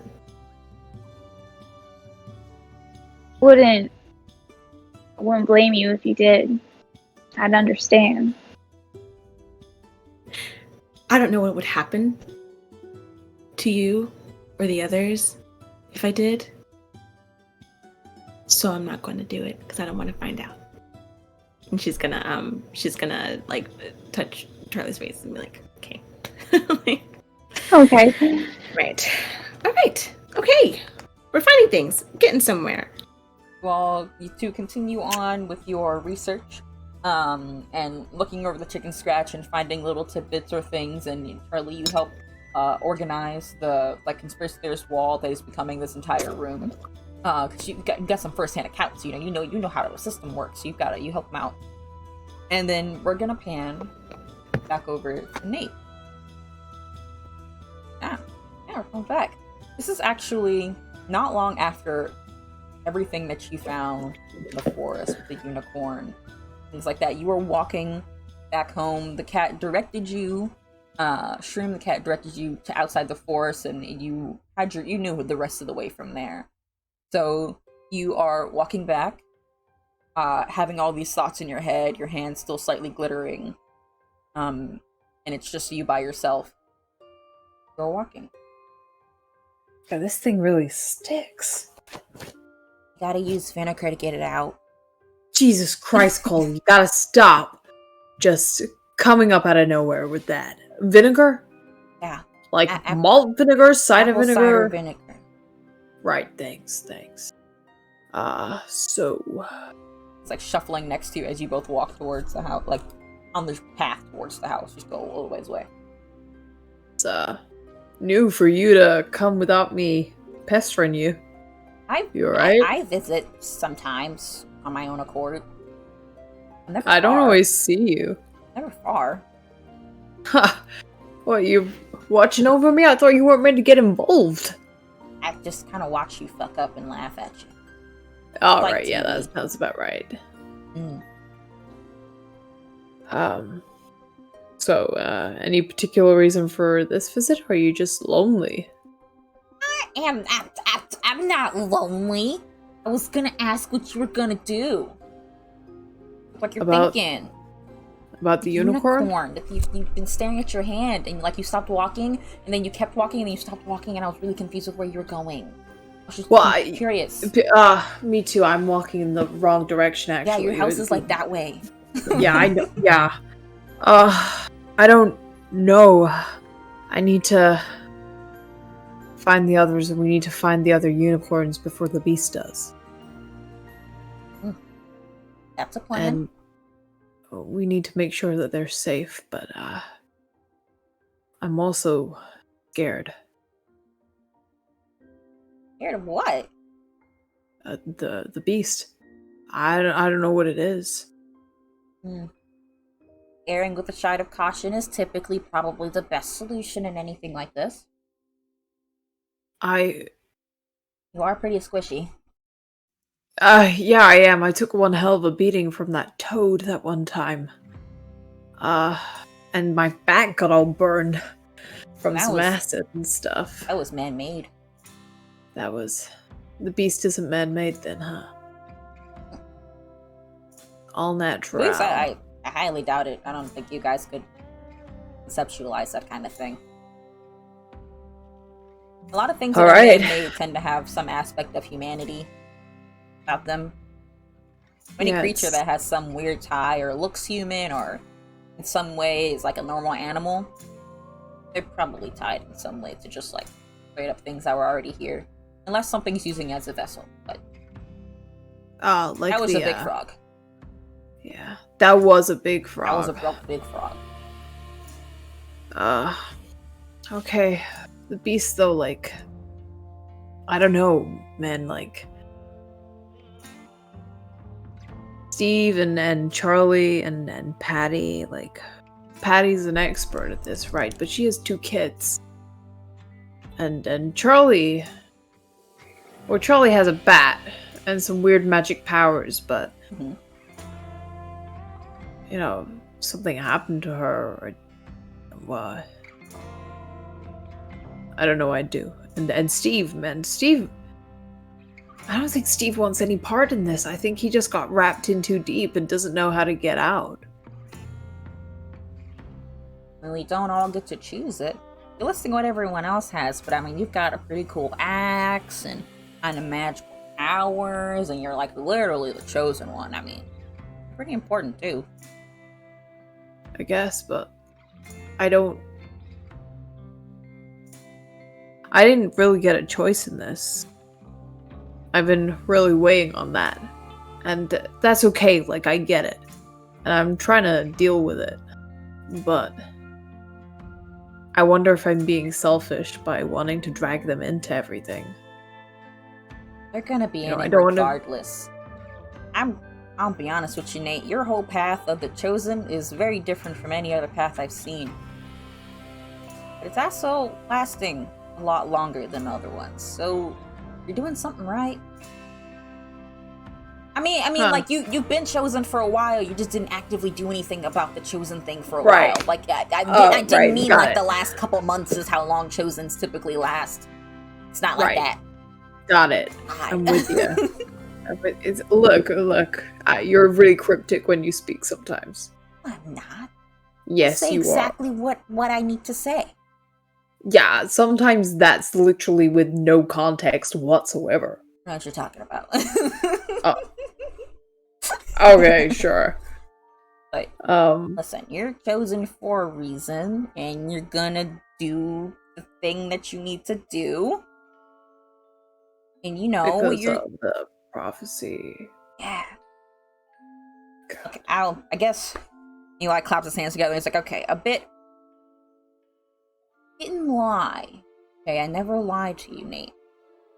But I guess I didn't explain what your prophecy was correctly the first time. If I'm being honest, I don't choose who the chosen is. I just work with what I'm meant to do, and I wasn't even necessarily with the last chosen, so someone else. So you're my first, so I'm figuring things out, and I could have explained what's meant to happen a bit better. Yes. Yeah, like you mentioned, like the end, like No, or like that some- part's still there. I don't really know Oh. what happens there. It's kind of wild and crazy. I meant like what you Great. meant to do. I told you Yeah. how to kill monsters. Yeah, And then I said last time that like you don't have to like kill them as long as you deal with them. I know. You don't yeah. have to kill monsters. That's just what every other chosen has done. And that's just what I was told was the way to go about it. Okay. Your goal is to just separate humans and monsters entirely. All of the weird stuff in this world shouldn't be here, and it needs to get out. I don't know if the prophecy's in the favor of humanity or in the favor of everything else, but the goal is separation, and I don't quite know what that meant. But Every other The chosen weird- has interpreted it as killing them. the weird stuff, the weird stuff, is that like Fae as well? And like the like Chip and Corn? Are they part of that? Sock? Is he part of that? See, that's where this prophecy's been around for a while, Nate. And there's a lot of really weird gray areas because a lot of those things you've listed, they were made here. Live here. Like Sock wasn't existing necessarily before, I guess. But then again, I don't know where really it came from. But he's a spirit. Spirits as a whole are like typically people or things that died. And I'll be honest with you, I don't know what's going on under your city. I don't know what's going on in town. Those guys are weird. They're weird. They're kind of cool though. I have a- don't like when they walk on two legs sometimes. It freaks me out a freaks me little out. bit. Yeah, Yeah. I'm not a fan of it. But some things are meant to be here, and some things aren't meant to be here. And I'm gonna be honest with you, I don't know what the difference is. And I thought that we were supposed to just kill them all, and I was what you're supposed to do, and I don't really know what I'm supposed to be telling you to do. Dude, it's okay. I'm gonna get fired. You, wow, you're hired too. Wow, capitalism really is everywhere. It's everywhere. Nothing can escape it. Oh my god. What if capitalism is the real monster? How do you defeat that then? I You need a don't know, bigger man. axe. Maybe Should I have need a given you a more. bigger axe. That's on me. I don't know if a bigger axe is actually the answer here. I feel like it's more a hype. You know, it's all good. It's all good. Listen, Cole, I appreciate you trying to understand that. Help me understand that a bit better. And it has helped. It has helped. I guess it's up to my own discretion.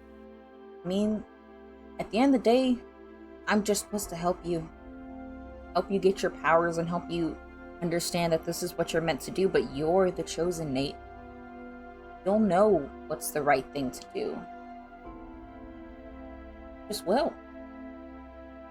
Okay. I saw you arguing Then- with your friends about all the things with the monsters, and I don't claim to understand any of that, because y'all got some weird systems with, like, hunters and all that, and how you guys do things, but... Yeah. Just keep listening to each other, you know? Got a good heart. I think that's important. I've heard that that's probably pretty useful. You know, I haven't met any of the other chosen, but... I guess you're, like, my favorite or whatever. I guess.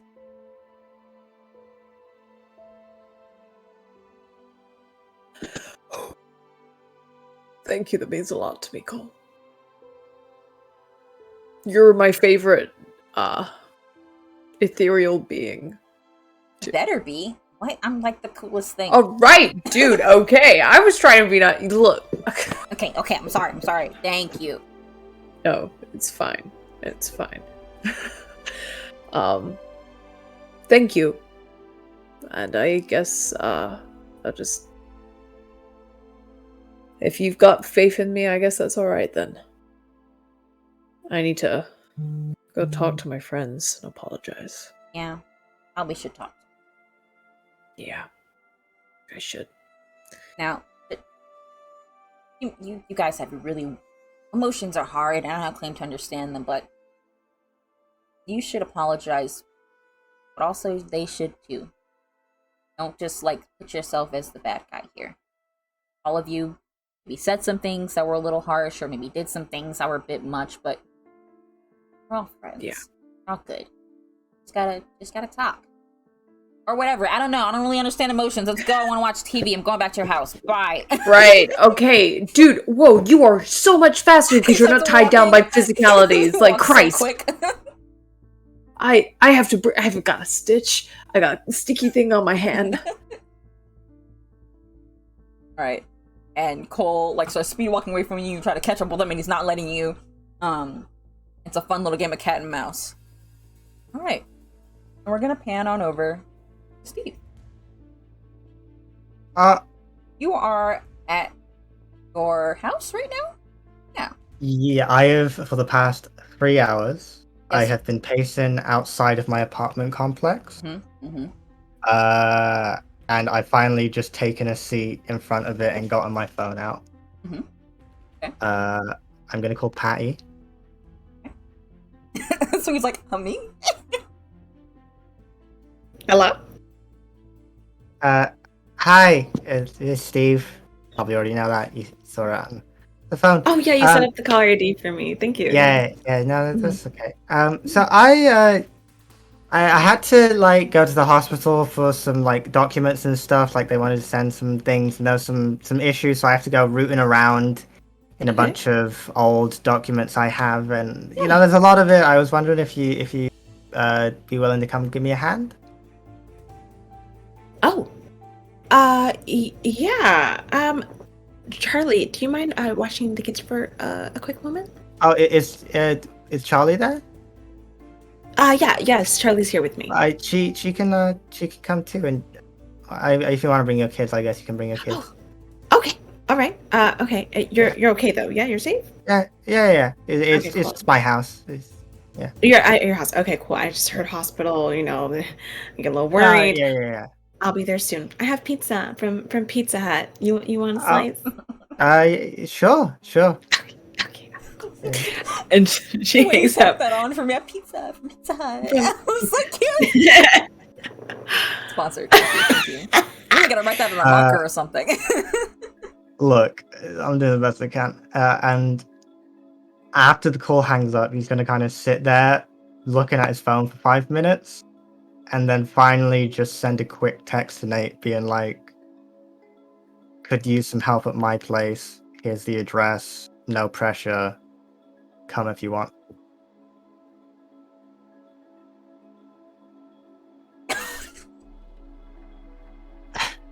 I'll re-pick up the phone. I cannot with you. And Steve heads in to sit in his apartment until he has to buzz them in. The three of you, well, does Nate go? Yeah, Nate saw the text and was basically like, oh, sorry, Cole, keep watching. Here's some cocoa. I gotta go. He didn't respond to the text at all because he was too busy, like, shit. He's like, problems. I gotta go. I don't have casual conversation with Steve enough to not run. You perch in your apartment while you wait for your friends to arrive. The three of you, Addie and Charlie together with the kids and the pizza and Nate coming up. Can I drop my kids? Because you could. we're in an apartment. Daniel's daycare is always open. I mean, like, hey, Laura is an elementary school teacher and is in on it. It's almost like I had an idea with that. Patty doesn't know right now. She's not gonna drop her kids over there at Laura's. Yeah, I'm gonna go to Daniel's. Yeah, and drop my kids there. Daniel's there. He's got like a flight vest on, like he's about to go skydiving. He takes your kids, drops his phone into his chest, and he's gone. Sounds good. So the three of you all in your own way, Nate in your van, Patty and Charlie together, make your way over to Steve's apartment. You actually pause because you need to ask for the address. None of you have ever been to Steve's home. I got the address on it. Charlie hasn't. No one's been to Steve's home. Oh shit! Yeah. I got the address. I get there first. Yeah. He gave the address to everyone. Yeah. Yeah. You want to describe like where it's located and? Yeah, it's almost similar to how Charlie's shack is located, like in the middle of nowhere. It's like right on the outskirts of town, near the woods.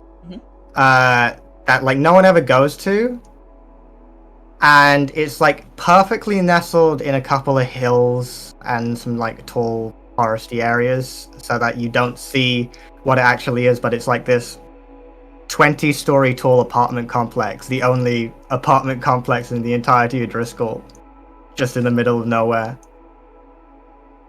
That's what you guys see as you kind of like drive up to the address, and like just see this really tall, massive, because buildings in Driscoll are not very tall. They're mostly long and like flat. So this is a big building. You see that as you go. You direct them to like do the buzz in and everything. Guys, hop in an elevator. I'll say Charlie and Patty, you arrive second. Nate probably arrives first because you don't have to drop off any kids. Nate, you go up. Do you want to describe what it looks like and what the experience is of going into your apartment? Yeah, so when you all enter, it's the 20th floor, the top floor. It's the entirety of the floor is the apartment. You step out and it's like showroom and no one's lived there. Like it's all white tile, white walls, big fancy panes of glass. There's like a kitchen / dining area beyond which is like glass doors that lead out to a pool. There's a circular window with a like rotating platform that has a king-size bed on it. And just a couple of like other miscellaneous rooms with the doors closed. I feel uncomfortable. Nate, you arrive first. Just as Steve, you are buzzing Charlie and them up, so they're coming up the elevator, and you just see this. And then after a moment, the ding opens. You have a moment of just like shock. Before Charlie and Patty, you also step up beside Nate, just pursuing this apartment. And Steve, you are there. Hi. This place is Steve, I haven't seen this place. My God. Well, yeah, it's kind of out of the way. It looks like a museum. Sure. Is there? I mean, it's really worse. Cold. Yeah. Oh my God, that stove hasn't even come out yet. And she's gonna go over to the kitchen and like. It doesn't have Siri. It doesn't have Alexa. It has Brittany, and she's great. Brittany, can I have 4 cold waters, please? Of course. What temperature would you like the water to be? Where's that voice coming from? Let's call it 2 Celsius. Of course. Thank And you. the water comes. Glasses appear from the bottom of the fridge. Water. Smart house? Smart house? Stop. You'll have 4 I don't like it. glasses of water. They're all the exact same temperature.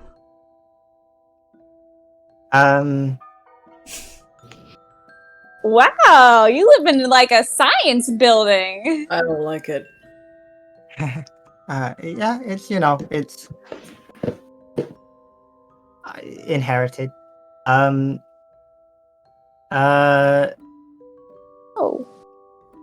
It's your family's? Yeah. First things first. I'm not good at the whole talking thing, Yeah. but it's been a few days and we haven't talked. Yeah. So, I don't... I guess I'll start if that's where we're going with this. I'm sorry for exploding on you guys. I had a lot of pent-up anger and frustration that took itself out in a kind of aggressive way. I'm very sorry for that. I said some things that weren't nice.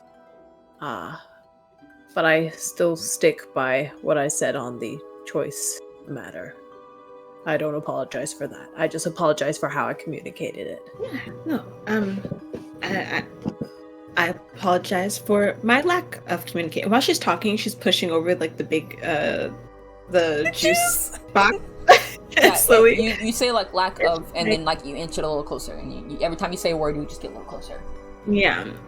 My lack of communication, not being completely open, not involving you in a conversation that I knew you'd be upset about. And then walking out. I'm sorry about that. It's okay. He's taking the jukebox. Thank you. I love these flavors. I know it's your favorite. I made sure the kids didn't drink it. So. Thank you. I appreciate that. Mm-hmm. I'm sorry for not listening to you guys. I've been so used to having people talk me out of the things that I want and the decisions that I make because they think that it's best for me, and I never really had the chance to make my own decisions, and so I kind of just took my own lead, and that was wrong. You guys are my friends, and I should have trusted you and listened to you, and I've been lying a lot, and I don't like it. I don't like that feeling. So I'm sorry, and I hope you all can forgive me. Nate, I hope that you can forgive me. You're the one I've lied to the most, and... Wait, when did you lie to me? About Jeremy, I never asked him. I just took away his memories, and I know that that was wrong. And I'm sorry. I accept your apology. It hurts a little bit. And that's going to take time, and that's okay. It's okay. It's okay for that to take time, for that to not hurt. That's okay. Thank you for apologizing. Again, however, I am not the one who is owed that apology. But apart from for the lying thing, yeah, the apology. Accepted for that, because, it happens. And then there are things that we can't undo. But I'm glad that you accept the consequences of those actions in that sense, I guess. Thank you for telling me. Yeah. I just want to be a better friend to all of you. And I hope that I can do that, and I promise I'll listen and I'll understand better. I promise to try and listen too. Oh yeah, me too. Yeah, here. Eating the pizza, just me too. Yeah. Me too, for a bit. I do just want to make something clear. Charlie, at some point I'm going to be asking you to erase my memory.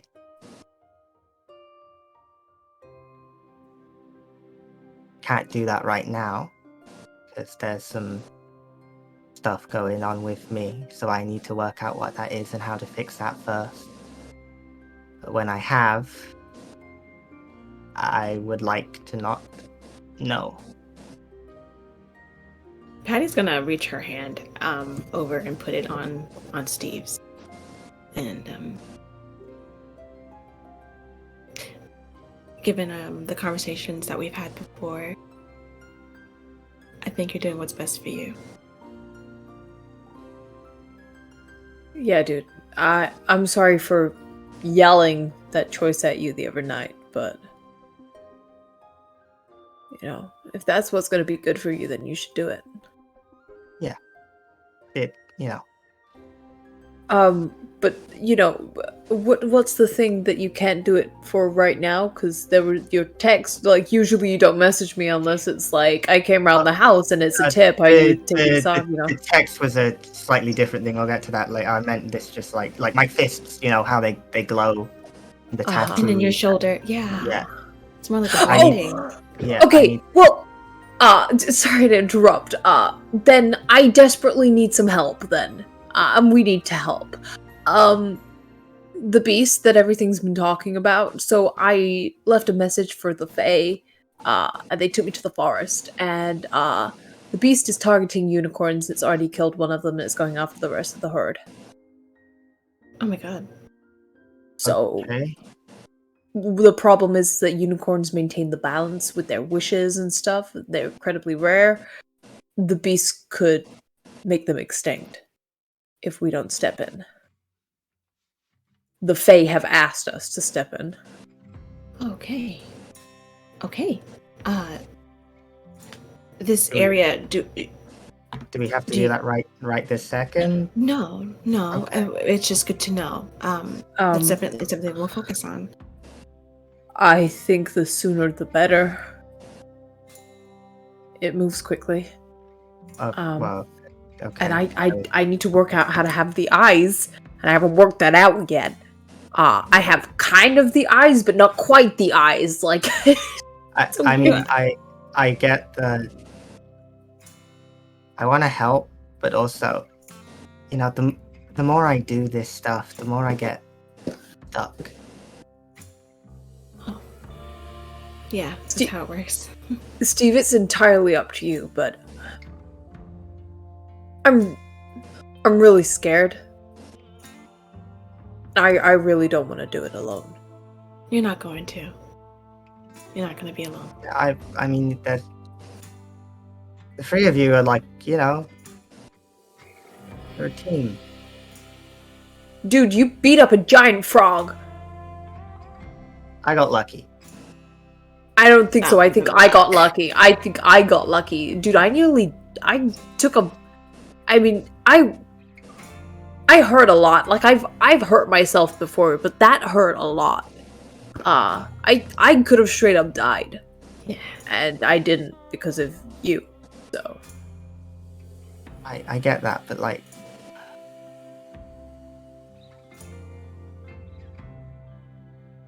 you know, you're chosen and you got your weird axe and stuff, you know, you're special.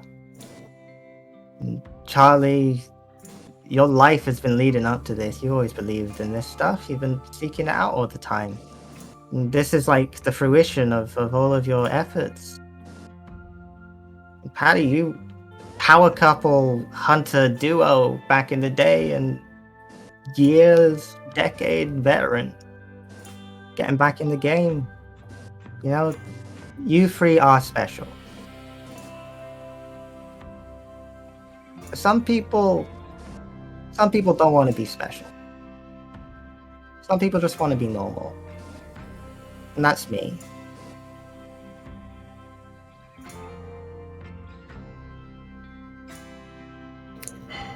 You should start with getting a normal apartment, Steve. yeah, dude, this place is really fucking weird. It looks like no one lives here. It looks like it's so sanitized that just no one lives here.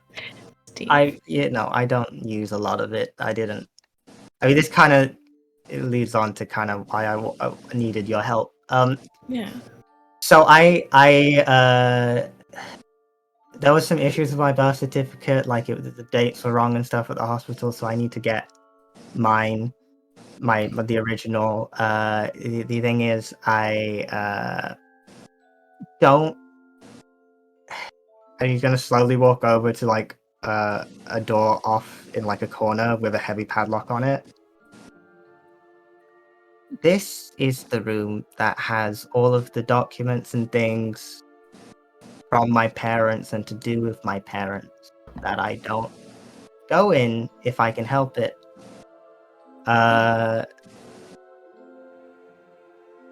And You I would- don't. Would I you don't. like? Yes, please. And he's Of gonna hold out course. the key. Yeah, for sure. Patty's gonna take the key and go to the door. You said there's a padlock. Is like numbers on it, or it's just No, it's a big, heavy like key lock. okay, cool. Yeah. Yeah, so she unlocks it. You just need your birth certificate. What else did you need? Just the birth certificate and kind of cross-referencing things, making sure everything's right. You know, just Yeah, I just no don't problem. want to be alone when I do it. I don't like kind of jumping into this part of my life. I think Charlie's gonna go over to Steve and hold his hand. All right. All right. I'm gonna go in there.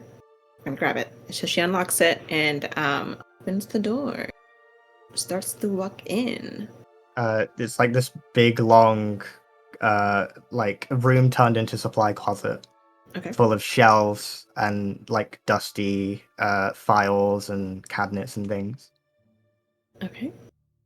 and also Um, just like all of the family pictures and things that were ever taken, Oh my god. very unceremoniously dumped in a corner somewhere.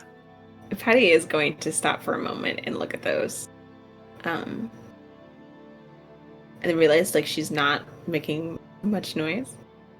And Steve, where exactly is it? It's in one of the filing cabinets, or Yeah, it'll be in one of the left cabinets, I think, okay. somewhere around there. When she looks at the pictures, though, is it Steve and his parents? Is there anybody else in the photos? Steve's two parents looking like happy and like stereotypical family, and then Steve's just kind of there with a very blank expression on his face. Okay. And all of them look very. None of them are natural. Like they're all very. We staged this Staged? photo. Yeah. Staged? Yeah. Look like photos that Interesting. when you look at them, it feels like the photos that you see if you were to go into a store, like a Michael's or like a store that has frames with families in them. It look like they're just like they don't even know each other. Yeah. Like there's no emotion. It looks like those. It looks like perfectly standstill, fake smiles, pictured on for a camera. There's nothing natural about these photos. Yeah, so she takes that in. And then she goes to the left cabinet and opens it up and starts looking through. Let's say For you all are helping. I will not make you roll on it. You all are searching through like the photos, kind of combing through. I think Steve, you're probably hanging back, not doing as much of the searching if you can help it.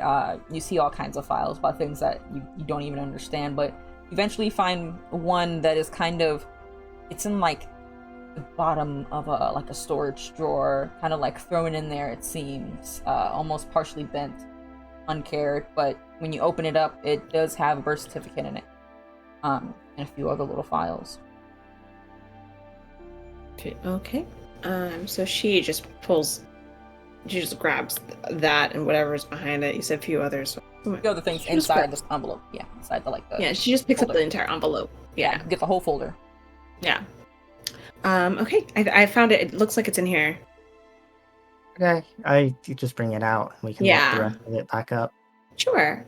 She pushes it and does one little glance over, looking at everything, and then she goes back and walks the door and puts the file in the cabinet. It's all right. It's in there. Okay. To open it up and You open it up, the first thing you see, is a birth certificate. It has the date that you know is your birthday as your name, full, middle, last. What is Steve Lanky's middle name? I don't know that. You have a middle name? I think he doesn't have one. Yeah. Yeah. On brand. Yeah. So it says full name. You see the footprint that matched your own, a little bit smaller, different in shape, and different in the prints actually than the one. And you compare the two, and you can see the differences now between the one the physical image he gave you, and then you have a picture of the copy they had on the computer and how different they are. You're kind of looking through the files. There's other little things about like blood work when you were born, and how much you weighed, and how much hair you had, eye color, and all that. And it's in the very back of the thing, you find this envelope that is almost golden. It looks like that light brown that almost shines, that is sealed. With nothing written on it. A strange symbol on the front that looks sort of like... Can't quite describe it. It's a few circles linked together, a line going through them, and a few dashes on the side. I'll draw it out for you later, but that's just a symbol that's on the envelope. And it is sealed, and it's just in the back of the folder. A little bit like it's been crumpled a little bit on the edges, but still looks like you've never seen it though before. I have no idea what this is, but guess he opens it. You open it up, and for a moment you don't see anything inside, and you're like, okay, so it's just an empty envelope. You close it, and you like flip it over again. When you open it the second time, there's papers in it. More papers than like this envelope could hold. It's just a regular size envelope that you would get mail in from anything. You pull out a paper, and it looks sort of like your birth certificate, but it's written in this gorgeously delicate font with like curves and cursive writing into it, and it's got more intricacies to it. The paper almost shimmering on the edges with this like gold lattice on the outside. It doesn't say any of the other stuff like mother, father, nothing. It just says one word on it, and that name is Suriel. It's in the place where a name would be on a birth certificate. Inside there's a couple other papers, but they're all blank. When you pulled everything out, at the very bottom, you see a singular feather. No actual part. It's like the stem of a feather, like the bone. Nothing on it. It up. You're holding it in your hand, and you're just like, Why? Is that a Yeah. feather? I think so. Used to Where's be. the anyways. fuzzies? I don't know. I don't. Whose birth certificate is that? That's What name is on it? it's Syria.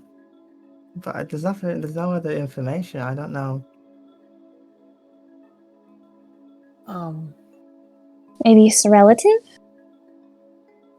Maybe I don't. I don't know. Nate's gonna like stretch his arms, and he's gonna like stretch his eyelids a bit. And then he's gonna like, all right, the eyes. Here we go. Okay, hand it over. Let me see if I can eye this. Can I roll weird to see if I can see it? roll weird to try and have the eyes. Can you do that eye thing again? What the? That was terrible. Oh god. Oh no. So good. It's so It's good. my eye workout. 4, 5. That's a 9 plus 2. That's an 11. Hey. All right. Ooh. You I have eyes. you do have eyes.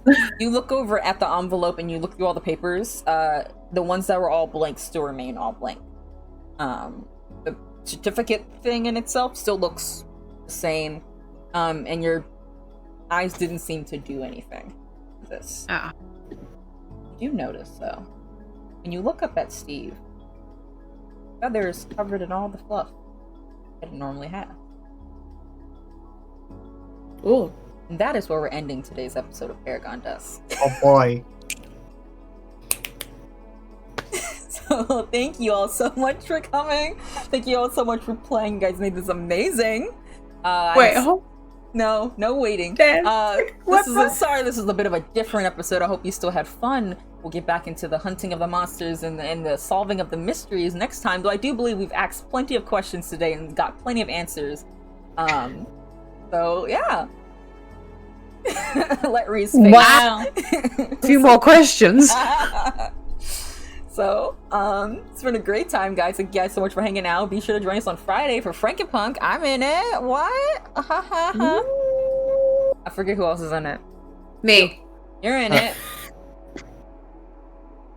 You'll see the rest on the thing when it's posted. Holder's in it. Kai is in it. Becca's Kit. Someone else. I think it's Jules. Jules. There we go. That is the squad. So be sure to join us. And we'll be back next week with Paragon Dust before we go into Question Around the week after that. And yeah, so wherever you are, and Favorite Wanderers on Saturday. You know that. Wherever you are and wherever you may be in the world. What did you just say? Oh no! Beholder. No. Oh boy. You guys are fighting a beholder. Beholder. I can't wait. But be sure to tune in for that. And I'll see you guys in the next Paragon. Bye. Bye.